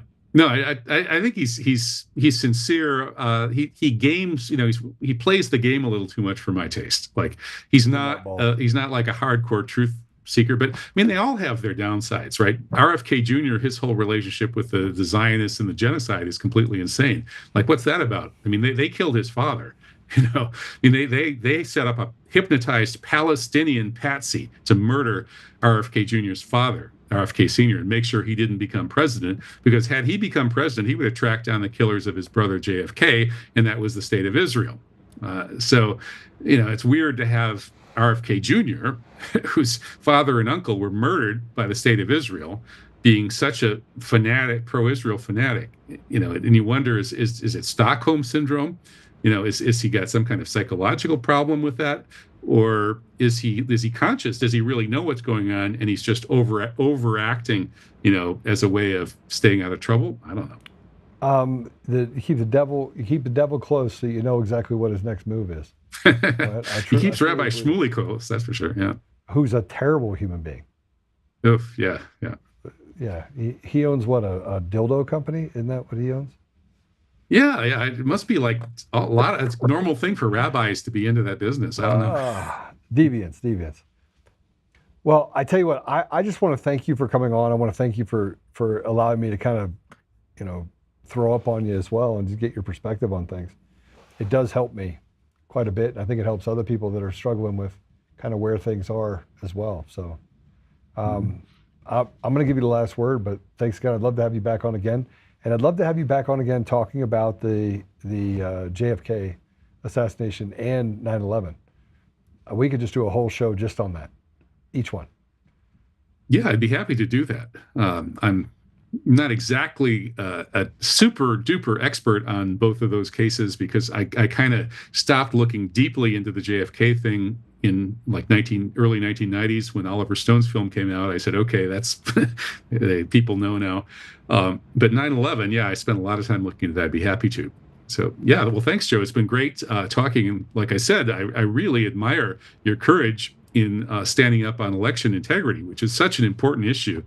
And it's so obviously important, and so obviously correct. And then of course the media is going to smear you if you talk about it. They did quite a bit. I got a call yesterday that said, Joe, they're going to try and cancel you again, and I go, what for this time? They're like, well, you won't stop talking about the Bibi Jews, and you won't stop talking about the machines and mail-in ballots, getting rid of them. And I was like, well, I've done that for 5 years. Why? You've already canceled me so many times. It's just crazy. But they literally go into each one of these tech companies and they're like, listen, we need you to dial him back on each one of these platforms. And you can see it happening in real time. It's crazy. It's crazy. Yeah, tell me about it. I've been knocked off a lot of platforms myself. Most recently, I had most of my income taken away when they canceled me on Stripe, which was my Substack income. Why? But yeah, why did they do that? They wouldn't give me an explanation. I just got an email saying blah blah blah. Your business is not. It doesn't go along with our policy. We see too much risk factor or something like that. They said, and I got back to them and said, it's not a business. I'm not actually giving anybody any product in return for the money. It's just a donation platform. I'm a writer, and the people who want to support my writing just give me gifts through. So it's not a business, and so nobody could ever complain that they didn't get something from me because I don't give them anything. It's just donations. What could be the danger? Well, how is that even legal? How? I don't understand how. Yeah. Well, it's before that I was canceled by GoFundMe and Patreon and YouTube and on and on and on and on and on. So yeah, they don't like people who talk about certain topics. 9/11 is a big one. The Jewish and Zionist power is a big one, a really big one. And of course, the Holocaust is a huge one, but I don't talk about that very much. But even just mentioning it once in a blue moon, I guess, is terrible. But anyway, yeah, you asked about last word for me. So my websites are kevinbarrett.substack.com and truthjihad.com. Those are the two main ones. All right. Dr. Barrett, thanks for joining me. I really appreciate it. God bless you, and I look forward to having you on again.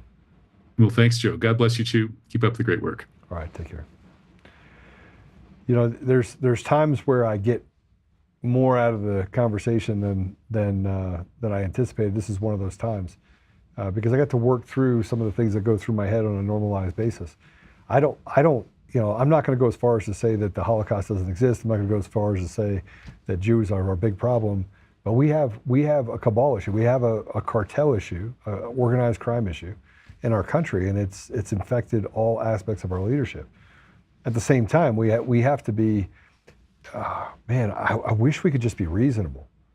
I wish we could get to a place where we didn't have to operate or allow extremes to operate on both sides with such, polarity. They're completely opposites from each other. So, I don't know.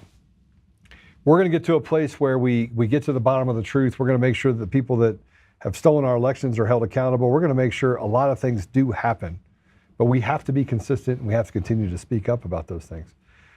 Just to kind of wrap up a bunch of the things that I want to talk to you about. First of all, if you haven't seen what gold prices are doing and what silver prices are doing, and even what copper prices are doing, I keep telling you guys, go to untamedgold.com.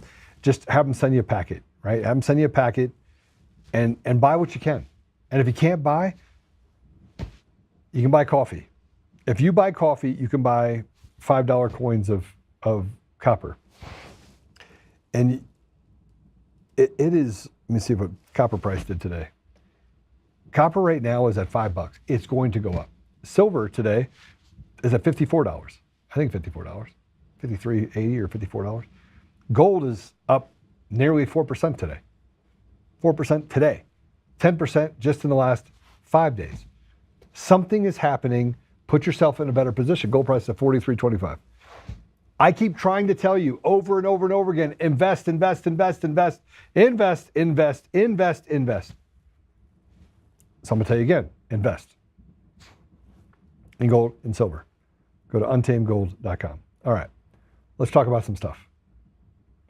And I'm just asking you to go to untamedgold.com, have them send you a packet. Have them send you a packet. And if you're like sitting there going, I don't want to send it. Okay.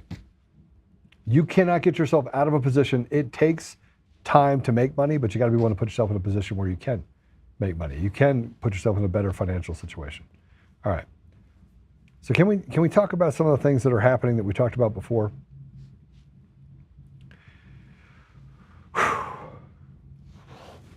Soup salad.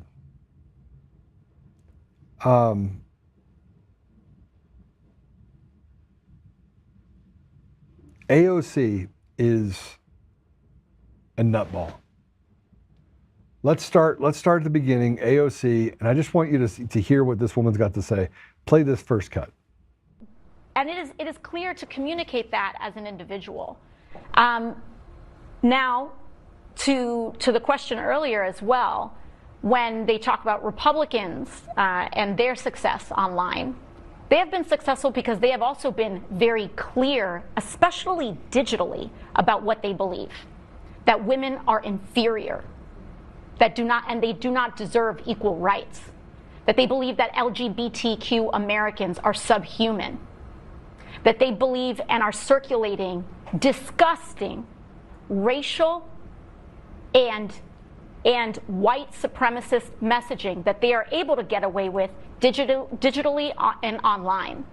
And they are able to radicalize and target and exploit a generation of young boys, in particular, away from healthy masculinity and into an insecure masculinity that requires the domination of others who are poorer, browner, darker, or a different gender than them. Did you see the woman that was shaking her head? Yeah. So that's someone that literally had an experience, any experience. And this is what you call like Stockholm syndrome / social contagion. You get someone up on stage, you have them, by the way, I want you to know something about AOC and Bernie Sanders and what they're allowed to do. They are immune from prosecution from lying to the American people. They can lie with impunity at all times. But did you hear what she just said? Every problem that you have is caused because every problem, every obstacle in your life, everything that happens is because you're brown or black. Every problem that you have, you're seen as subhuman by President Trump and anyone that is on the right. They are categorically creating an army of victims that want blood because they're being lied to. It should be illegal. It should be illegal to do the things that they're doing because no one believes that that gay people are subhuman. Nobody believes that. And if you do believe that, something's wrong with you. You need Jesus. Nobody believes in any of their mind. There's no white supremacy out there. You know what it is? It's the opposite. It's a direct attack on white people. You want to know what's happening in our country? The demonization of white people is no better than the racism you get against black people or brown people. But if you alienate white people and then you say that I'm a Jew and I'm not white, I'm my own race, then let's talk about what we just talked about before. You can capture an entire society. You can kill off as many people as you want because you get to hide behind anti-Semitism. You're not allowed to say a word about me. While saying that you're helping black and brown people when you have them exterminate and create genocide against an entire generation and then call it a right. There is a group of people in this world who are satanic, that are turning like she did. I believe she's satanic. I believe AOC is a demonic little bitch because she can't tell the truth about anything. About anything. Do I think they're white supremacists? Yes, I do. There are. But what you're doing now is you are rotting the brain of people by creating a story that's not there. You are walking past illegal behavior and saying, hey, they're just trying to get along. While watching, we saw a guy that was arrested 39 times, stabbed a woman to death. We see it every day, crimes that are committed by people that are here illegally. And we're supposed to say, oh, let's bleed my heart for them. I don't bleed my heart for anyone except for Americans because I'm American first. And I don't care if you're brown, black, purple with webbed feet, don't care. What I care about is if you're an American, I should be standing up for you. You are my brother and sister, period. But what she said is dangerous. It's dangerous, it's reckless, it's terroristic. And frankly, that should be prosecuted. That's not free speech. That's an incitement of hate and violence against people. with lies. And if that's anything, it is directly proportionate to what they actually are on the left-hand side. But here's the AOC when asked about taxpayers should cover health care for illegals in the U.S. This soup salad. Let's go ahead and play it. Can I ask you on this to follow up? Because you said that it is federal law that people, undocumented immigrants, can't get Medicare, Medicaid, the Obamacare subsidies.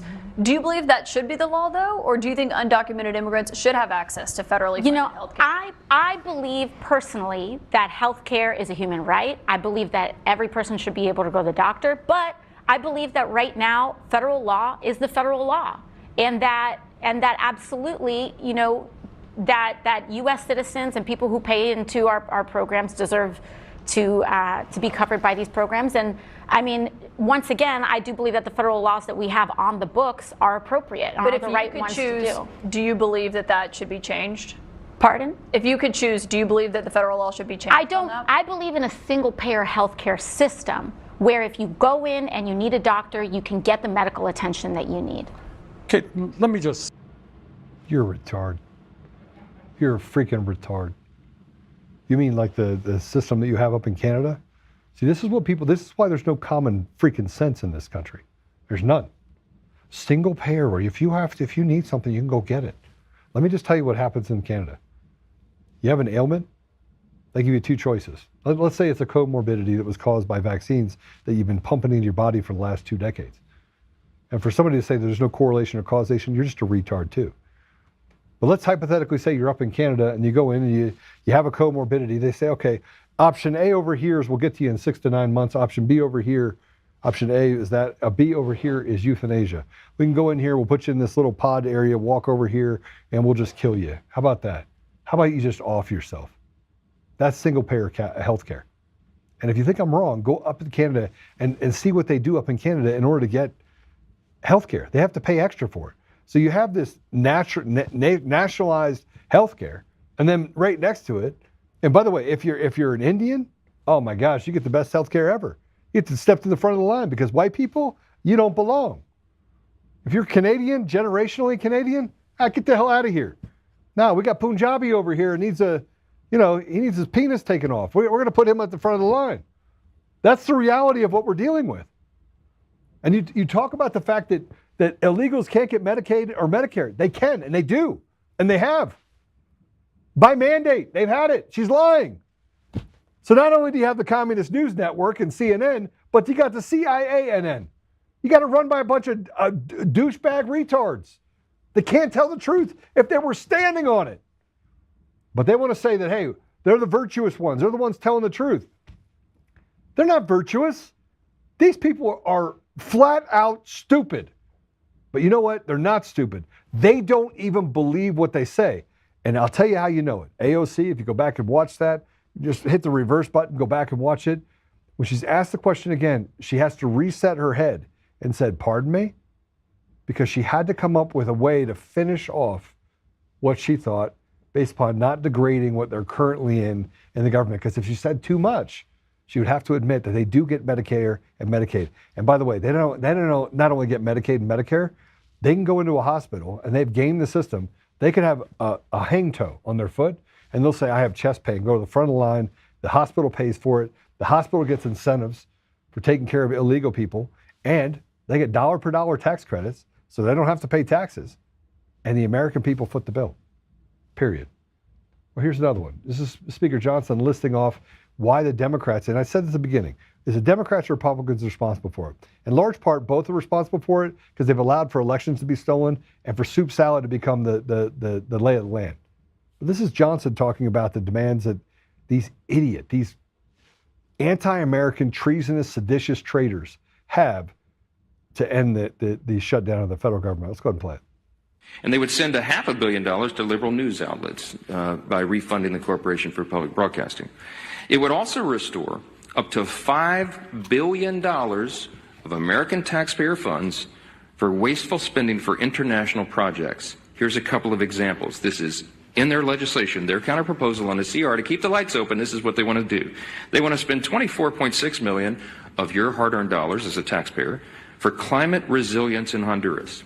They want to spend $13.4 million for civic engagement in Zimbabwe. They want to send $3.9 million for LGBTQI plus democracy grants in the Western Balkans. They want to spend $2.9 million of your dollars for desert locust risk reduction in the Horn of Africa, and $2 million for, quote, organizing for feminist democratic principles in Africa. We are not doing that.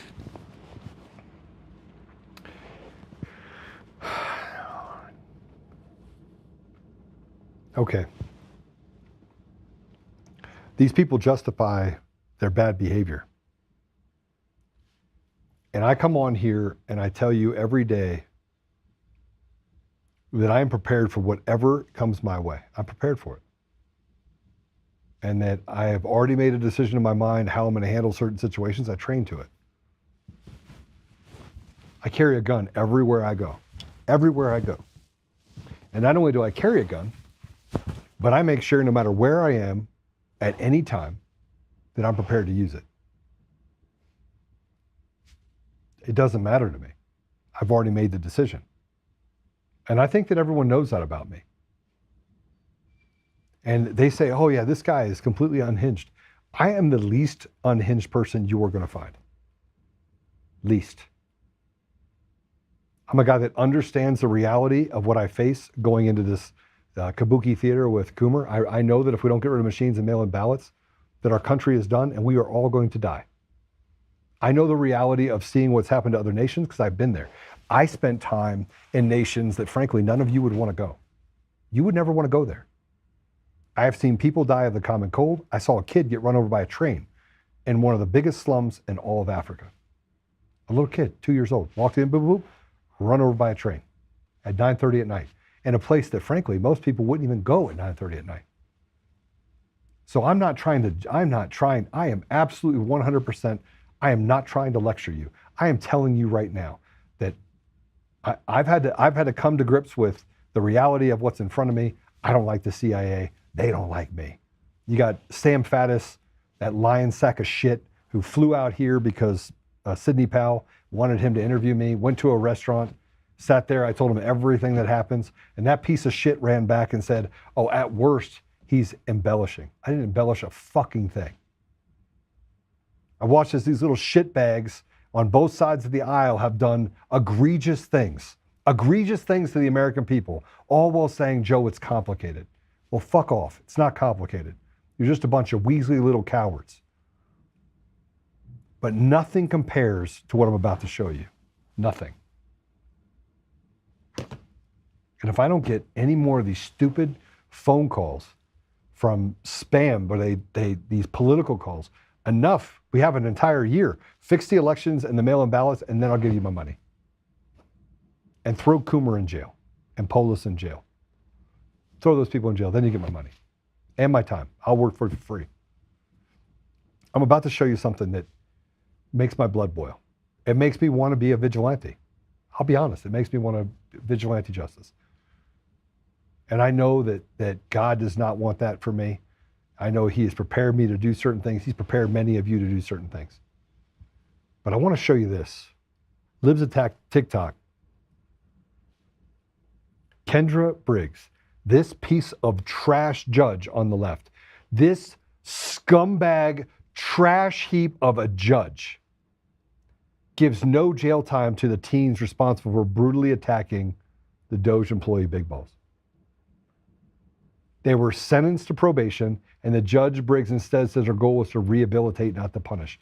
I want to go back to what this piece of shit did and what the other piece of shit judges, these fucking rotted to the core, communist, seditious shitbags did to the J6ers. I want to take it all the way back there, and I want you, and you know what? I'm sorry, Lord, I apologize. I said I wouldn't cuss, but you know what? I'm going to tell you something. That was the picture of the young man that was beaten bloody. These pieces of shit beat him bloody. And this scumbag, piece of garbage judge, Biden appointed, auto pin appointed piece of shit, let them just go and said, oh, we want to rehabilitate. Your entire system, the Bureau of Prisons, is designed to torture people and to steal money from them. That's the whole system. There's no rehabilitation. Where is that? Show me where they have a system where you could teach them a trade. Show me where you have a system where they can literally go in to a jail and they can better themselves so when they get out, they can be a productive part of society.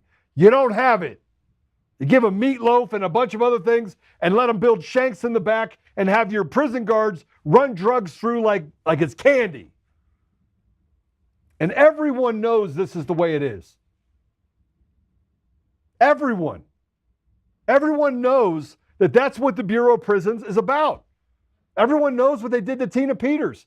9.5 years for uncovering election fraud. And this piece of shit judge lets guys that brutally beat a kid. But she's going to let it go because he's white. Right? He's white. Kendra, that piece of shit. Kendra Briggs is nothing but a terrorist. She's not a judge. She's a terrorist. She's a lawless scumbag piece of shit. That's the reality. And that, by the way, that's what the judiciary is. She is the judiciary. She is the put he, her, him on your sign as a judge. Say that I'm for the rules while breaking every rule along the way. That's what we get.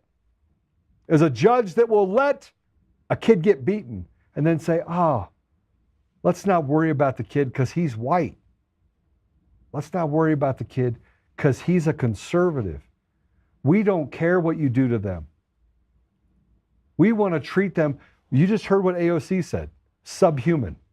And you tell me what they're doing isn't exactly what they say the right represents. These people are demonic. Demonic. Yeah, I'm angry. Apologize. I apologize to you guys. I apologize to you guys in there because you have to bleep out all this stuff for the audio version. I apologize. You should bleep it out for the next version too when you put it out there. We put it out there, by the way, on repeats. You get the rerun. I did that because I keep getting blocked on Rumble and everything else. They literally say, oh, you know, Joe, we're doing you right. Well, they block people from being able to watch my videos. The only one that's growing dramatically is actually the website. So I want to thank you guys for going there. All right. This is President Trump responding to the decision for probation on the offender of the assault of Edward. Remember what I said, how I feel about things. And that, by the way, that's from a guy that has mentored young men and has mentored men that did 10 years of a 20-year sentence and said, look, this is not to define you, break off that rearview mirror, and let's look forward to how you can be a good person, a good man. Play it. Question on violent crimes, sir. Here in D.C., a judge has given the two teenagers that beat up ex-Doge staffer Big Balls probation. It's incredible. And no jail time. Is this justice? Jeanine Pirro is doing a fantastic job, and she is beside herself because you have these radical left judges that they beat the hell out of this guy. And there was many people against this one guy who was really trying to protect his girlfriend. He didn't want his hooded over the door but they really beat him up badly. That just happened, right? Yes. Wow, that's terrible. I think the judge should be ashamed of himself. Herself. That's a big problem. You know, they can do their job and then they go into a court and the people are protected by these, I don't know where they come from. Where do these people come from? Where do the judges come from? I want to compliment on behalf of Pam and Todd and all of us because, Cash, I think that Jeanine has done a fantastic job. And the case I heard was like flawless. It's a flawless case. They have them on tape. They have everything. And then a judge gives them a little probation. These are rough guys. And they're young. And if that happens, they're going to grow up. They're going to be real bad. They're going to cause a lot of problems. Yeah, please. Go ahead. So, Roger Gore has just gotten back.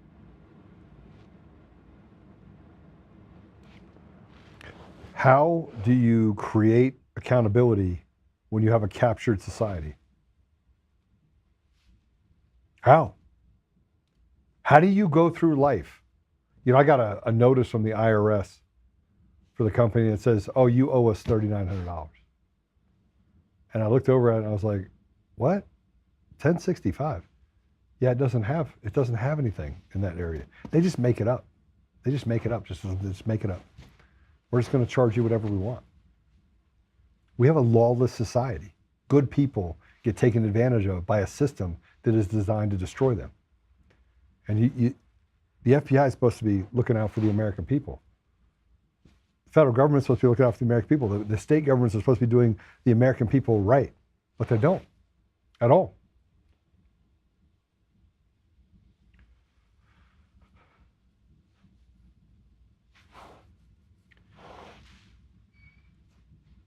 You guys better buy guns and you better buy ammo and you better get ready.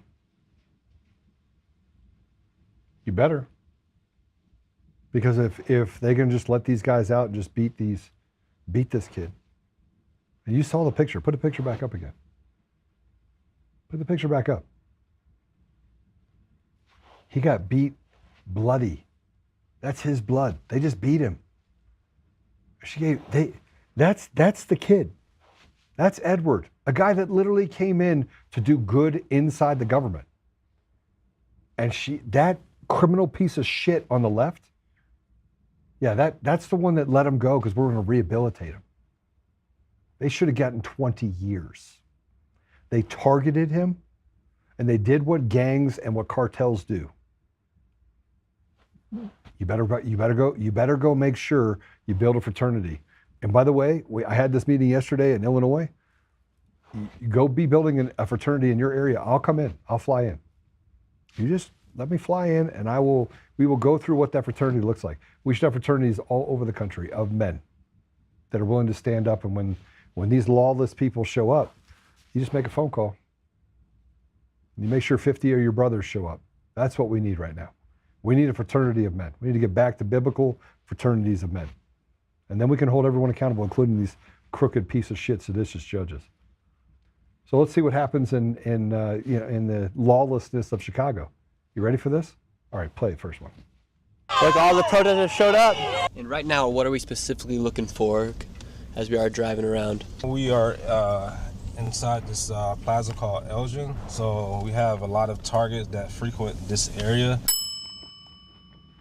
All right, go ahead. We'll take it down. Come on, let's take it down.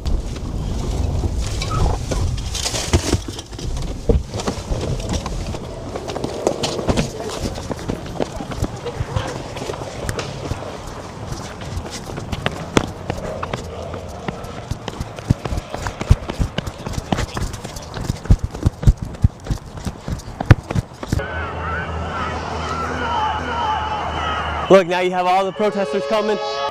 He's right there.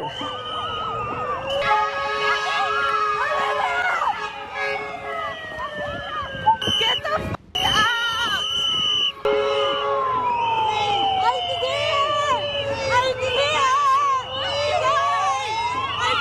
Look, all the protesters showed up.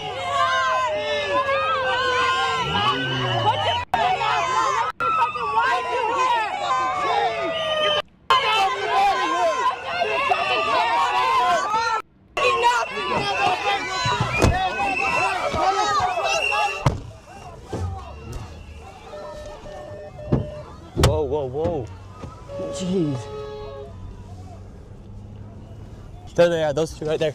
Those two right there.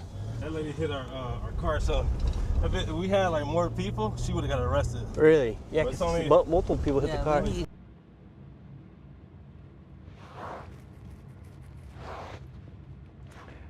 Here we go. Here's some these terrorists that rammed into ICE agents. Let's go ahead and play this next cut. Stop physically. DHS says both of them, I should say, are Venezuelan and in the U.S. illegally. One of them had an order for removal from 2024. A crowd formed up, and Chicago police say they started throwing rocks. So tear gas and other crowd control weaponry was used to disperse the people. Meantime, the fence surrounding the ICE facility here in Broadview, Illinois, is down. It came down with an hour to go before the court-ordered midnight deadline. The mayor of Broadview acknowledged that the protests here get out of control, so the area on the south southwest side of the ICE facility has been declared a no protest zone, primarily to keep people from walking into traffic. The demonstrators are now restricted to a small zone here on the northeast side, and the protesters don't like it. It seems like they're trying to push us out or trying to make it so the protest is less effective. I'm not the only one that feels this is unconstitutional. People are going to get more angry and they're going to come out.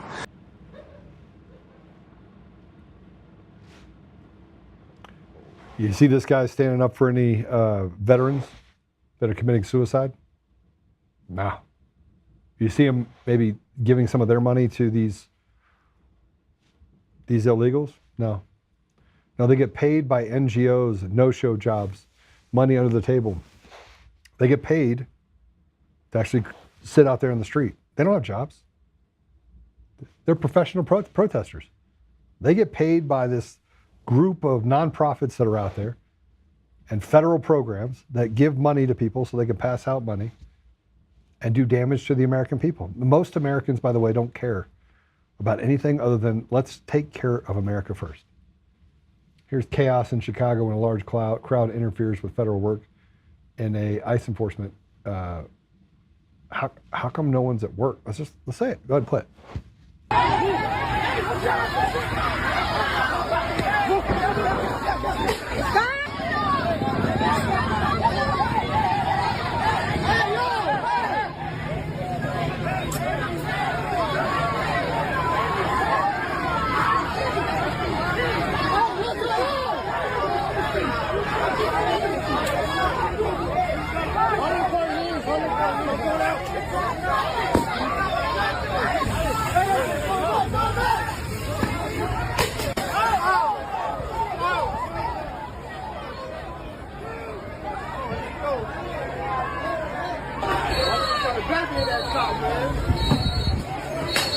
Come on, get back!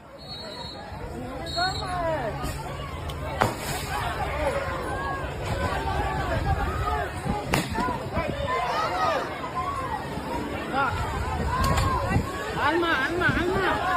Where is she at? I don't know.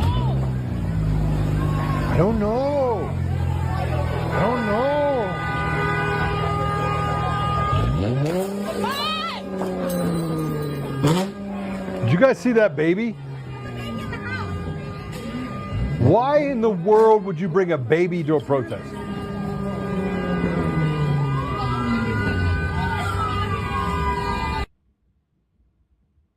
Why would you bring a baby to a protest? What the hell's wrong with you?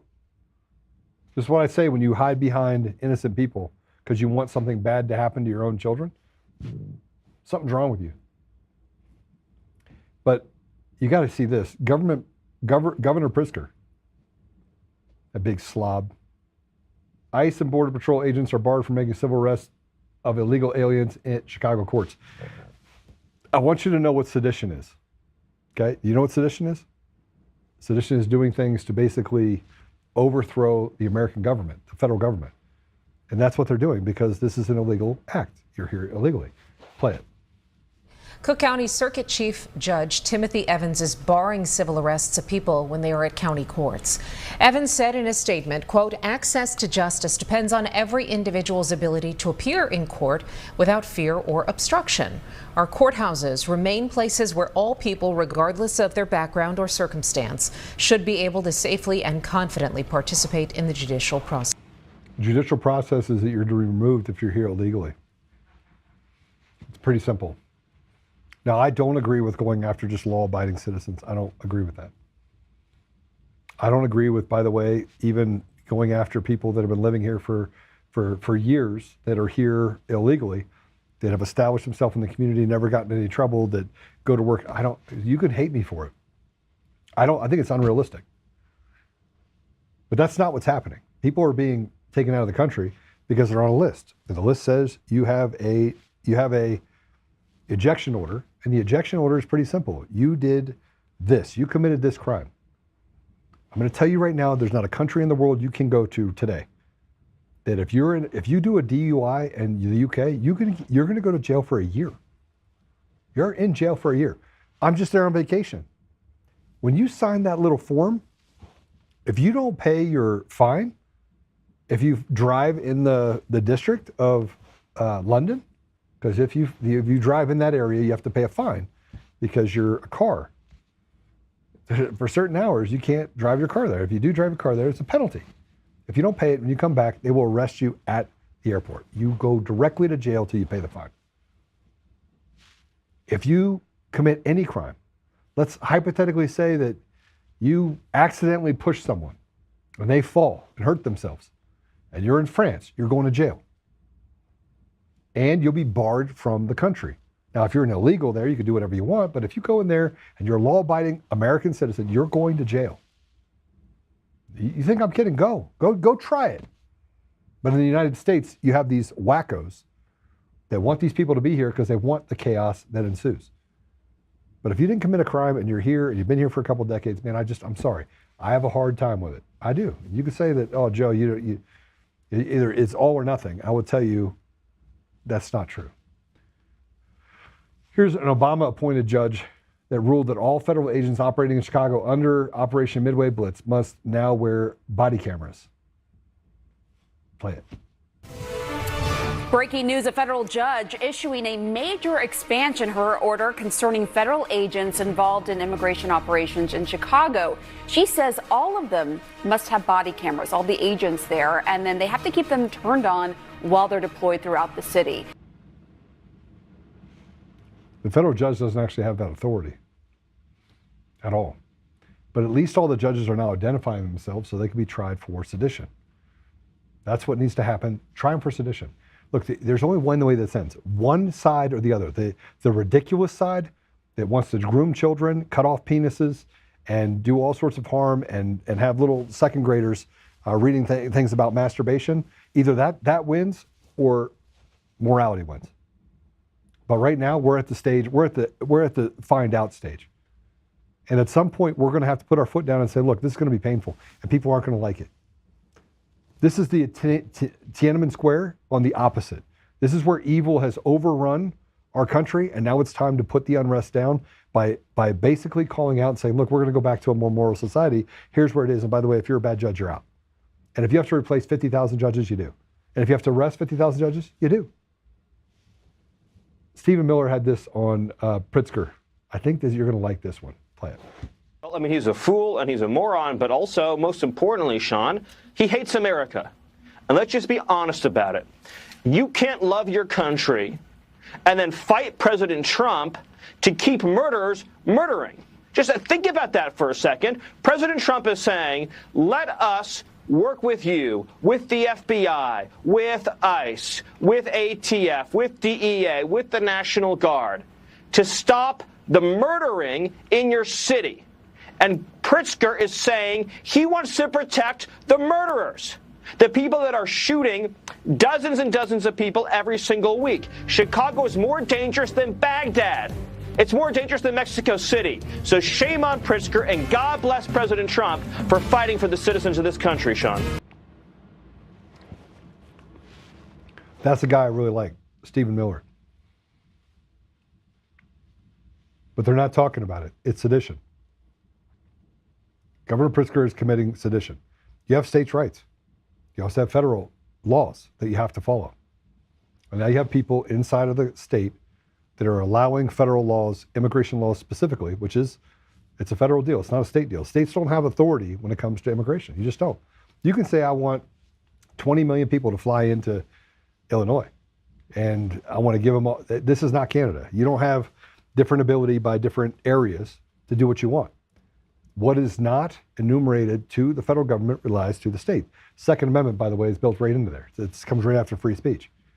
Free speech is not going out there and defending lawlessness and allowing them to beat up 19-year-old kids that are just helping level set what's happening in our government. No, that's called cartel activity.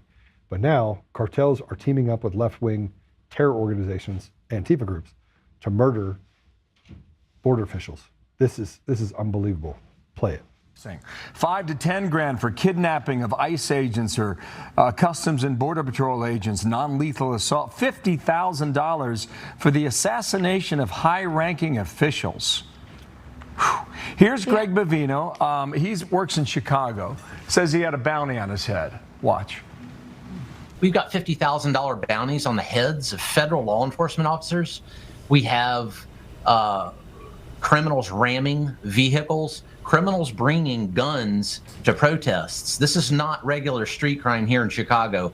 We have assaults on Border Patrol agents, ICE officers, and our allied law enforcement agencies every day, often multiple times per day. And again, these assaults, the lethality of these assaults is increasing. How can your officers respond to that effectively? Well, there's power in numbers. There's safety in numbers. Secretary Noem, ever since that terror attack we saw in Dallas, she's been hardening our ICE facilities.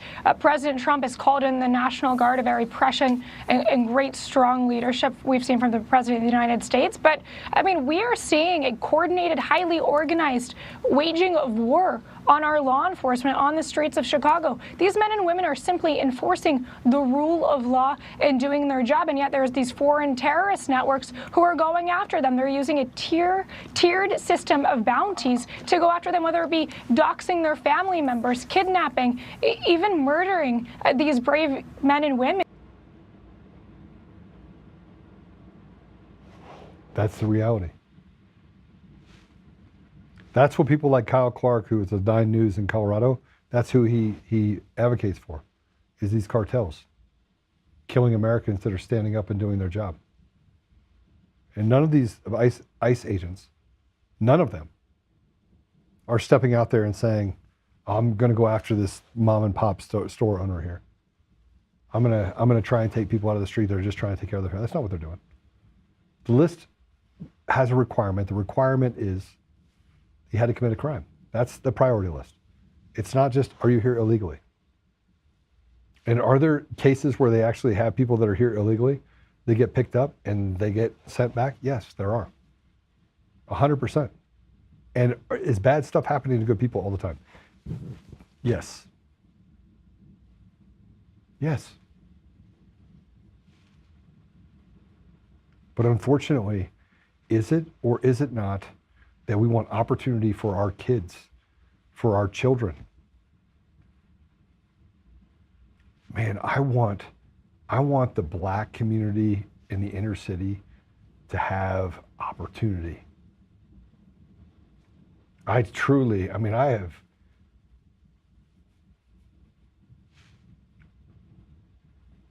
have paid for the education of more kids that were poor, black, brown, some of them illegal.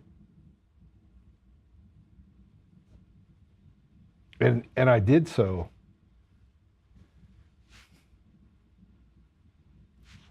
because who's this poor kid? How the hell did I make it out? Yeah, I was educated. I was given opportunity because I was smart. And I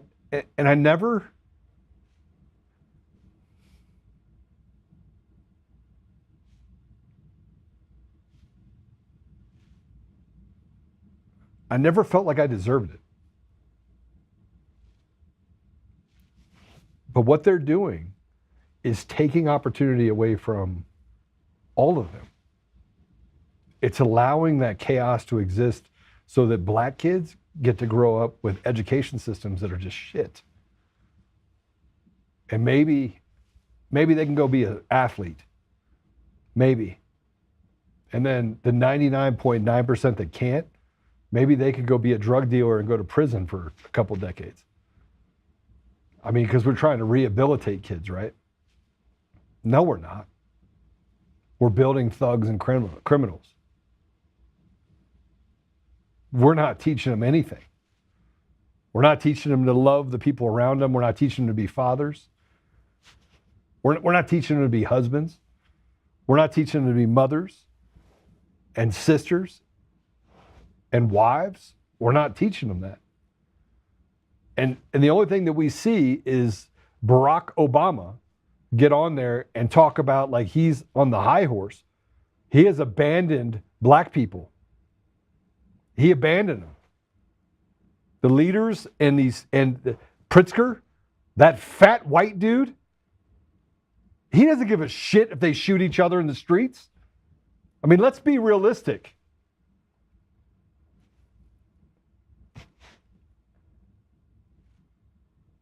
my heart hurts for the families in the poorest communities because every day they have to wake up and they got to do the same shit every day.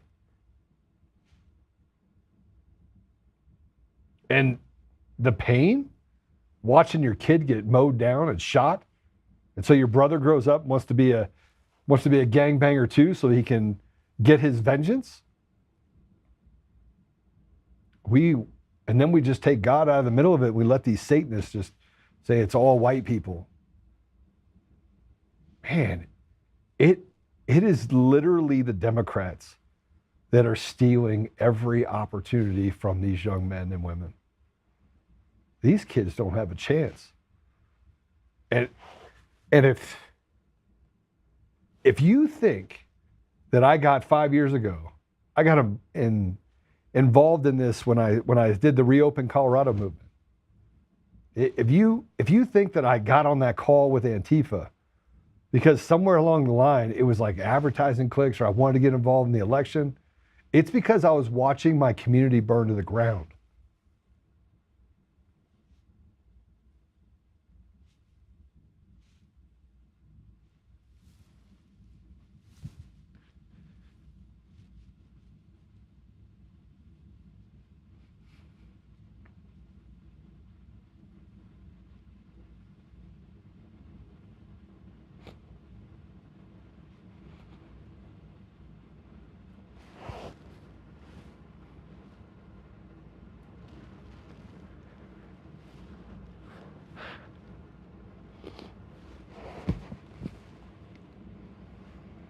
Play this last cut.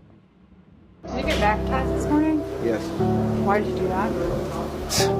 It's a crazy question. Why did I get baptized? Why did you choose to go to church this morning? Sunday. It's God's day, and I've been planning to get baptized for a minute. You know, I want to change my life over, become a better man. What does it mean to you? It means a lot. You know, becoming a better man, leaving my old flesh, and just becoming the new Travis.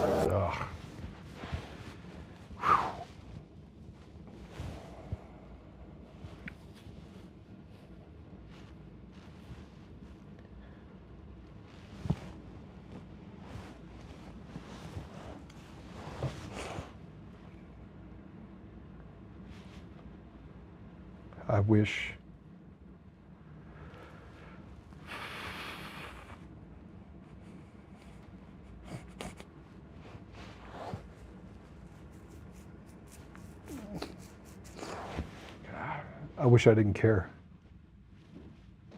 It'd be so much easier.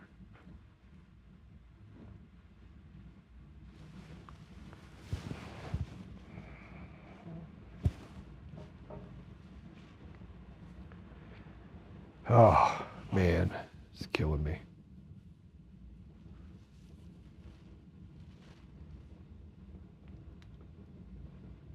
Yeah, our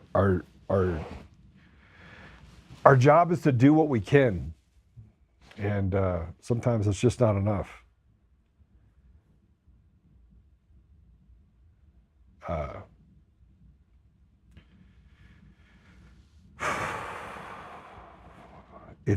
That was, by the way, that was Travis. I don't know if you guys.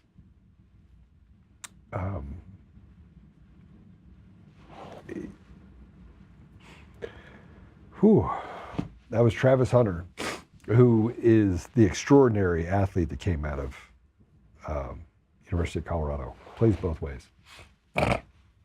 So he got baptized on Sunday, and before he went on the field. There is a revival happening, but unfortunately we have to cut out the evil that we have so we can get to the good part.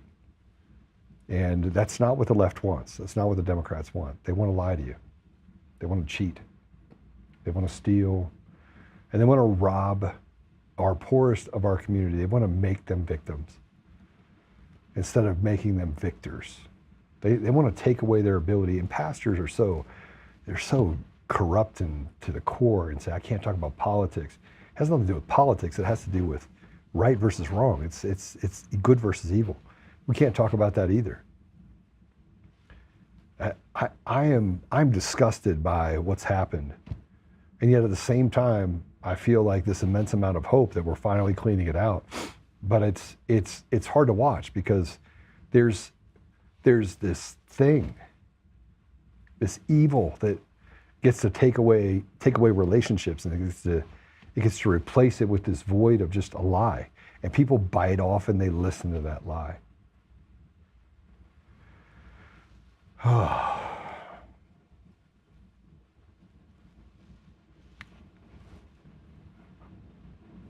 Being strong does not mean that you don't care.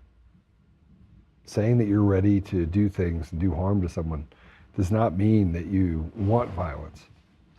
It means you're capable of violence, because sometimes you have to fight. It's the only way to push evil back in the hole it came from. You have cartel members that are going after people's families. My brother was murdered by a police officer. I grew up hating police. I actually like my police officer friends. But I recognize that there's bad people in every profession, everything that we do. I gotta go. So I'm sorry.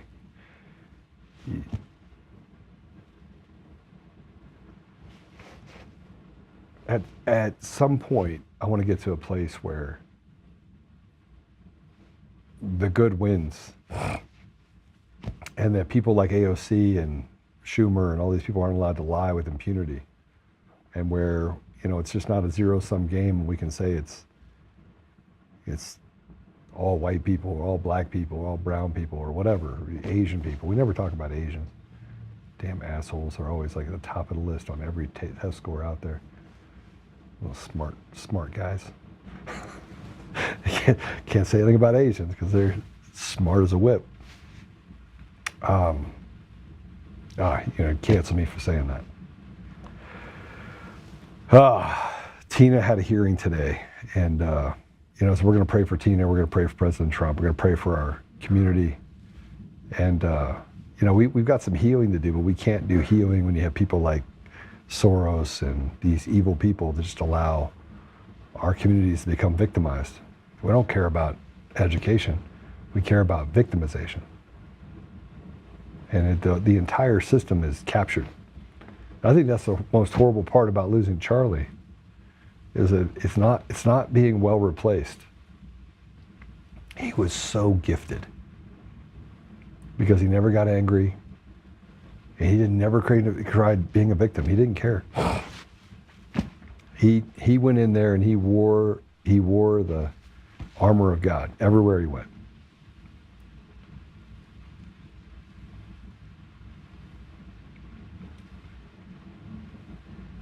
I see you, Susan. All right. Let's pray.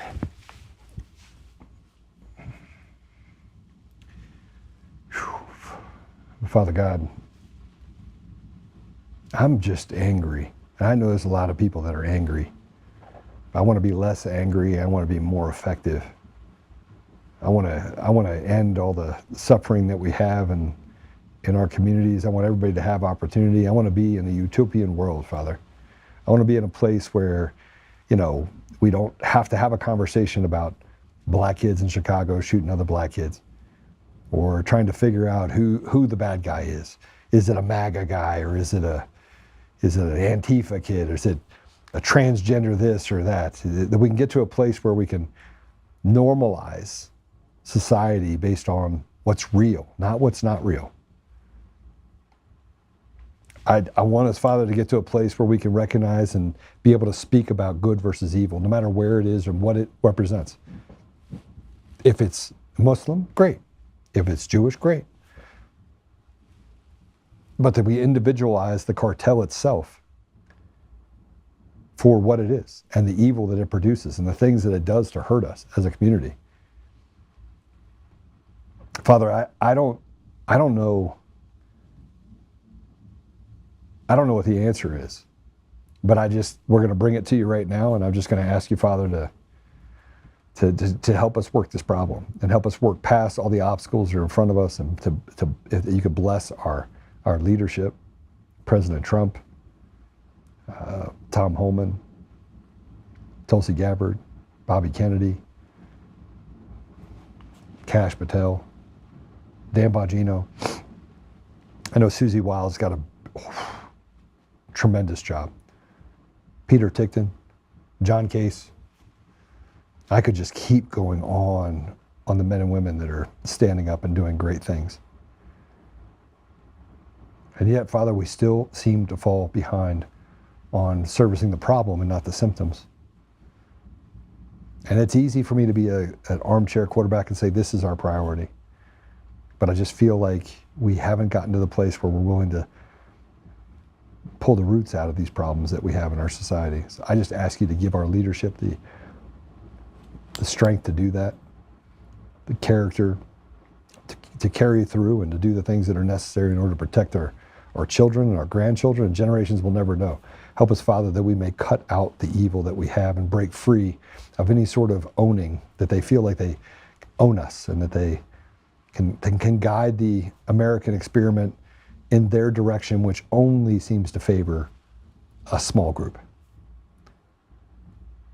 We know, Father, that there are countries that are messed up all over the world, people that are suffering. Sending them back to suffering is not necessarily a good thing. So, Father, I would ask you to bless the leadership in those countries and to help those people be able to create change in their own countries. Then we may have some harmony globally. I don't even know what that looks like. It's such a mess right now. And Father, we're ready and able to step in the gap and to do the things that are necessary. Tina Peters is in jail right now. She is a willing and able servant. So Father, I just ask you to protect her and to get her out. I'm really upset over these judges, Father. And I know just it's not becoming to sit here and to curse at them, but it just makes me mad because we make victims out of good people, and we allow bad people that do bad things to continue to act with impunity. Well, it just needs to stop. And I don't know what the answer is, Father, but I bring it to you. We bring it to you. We so badly want to live in a utopian world, and we know it's just not possible. This is a fallen world.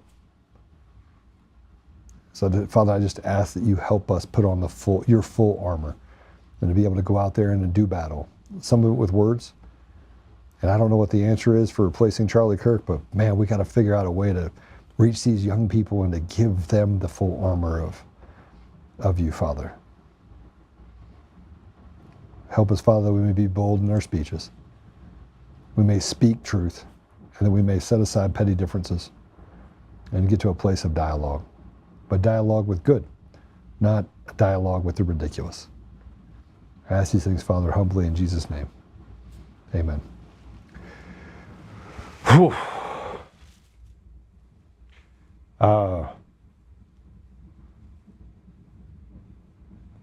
Yeah, I'm just reading the comments. All right, you guys have a great day. I get to go meet and some people and do some stuff with the Dream Center, which Dream Center is trying to raise $6-7 million and to basically help men that get out of prison, that they can reassimilate and break off that rearview mirror and get into trade, something that the Bureau of Prisons should be doing to empower these people. But listen, nobody said that life was going to be easy. Nobody said it was going to be fair. Nobody said that you were going to come out the other end of it and you were going to escape it without dying. Quite the opposite. What we are required to do is to serve him. And I don't even know what that looks like for you. I know what it looks like for me. But I want to thank you all for being a part of this experiment of doing this podcast for the last 5 years. And I'm grateful. I'm grateful for the time. I'm grateful for I'm grateful for all of you. So God bless you all. And yeah, I'll see you soon.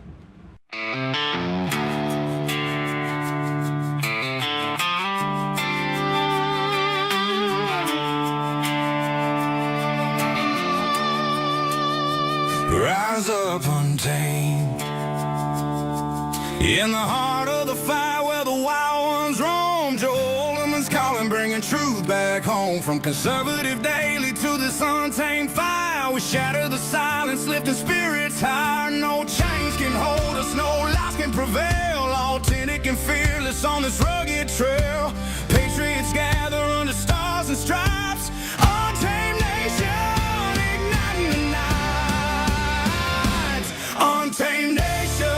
Let the truth roll out in this land of the free. Standing proud from sea to shining sea, we won't back down. Catch the fire, wear the crown, untamed nation. It's our battle song, motivating hearts where the brave belong. Yeah, untamed and wild, forever strong. Play it again all night long.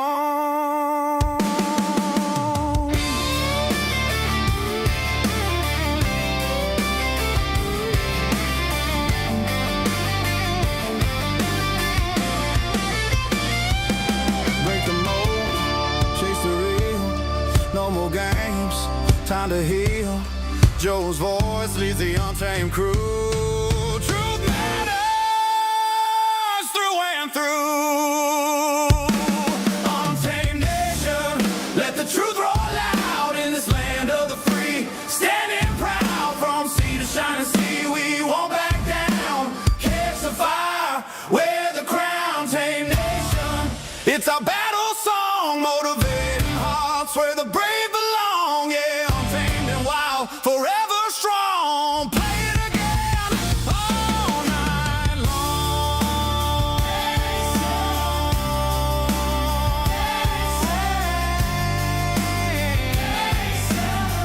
Truth forever.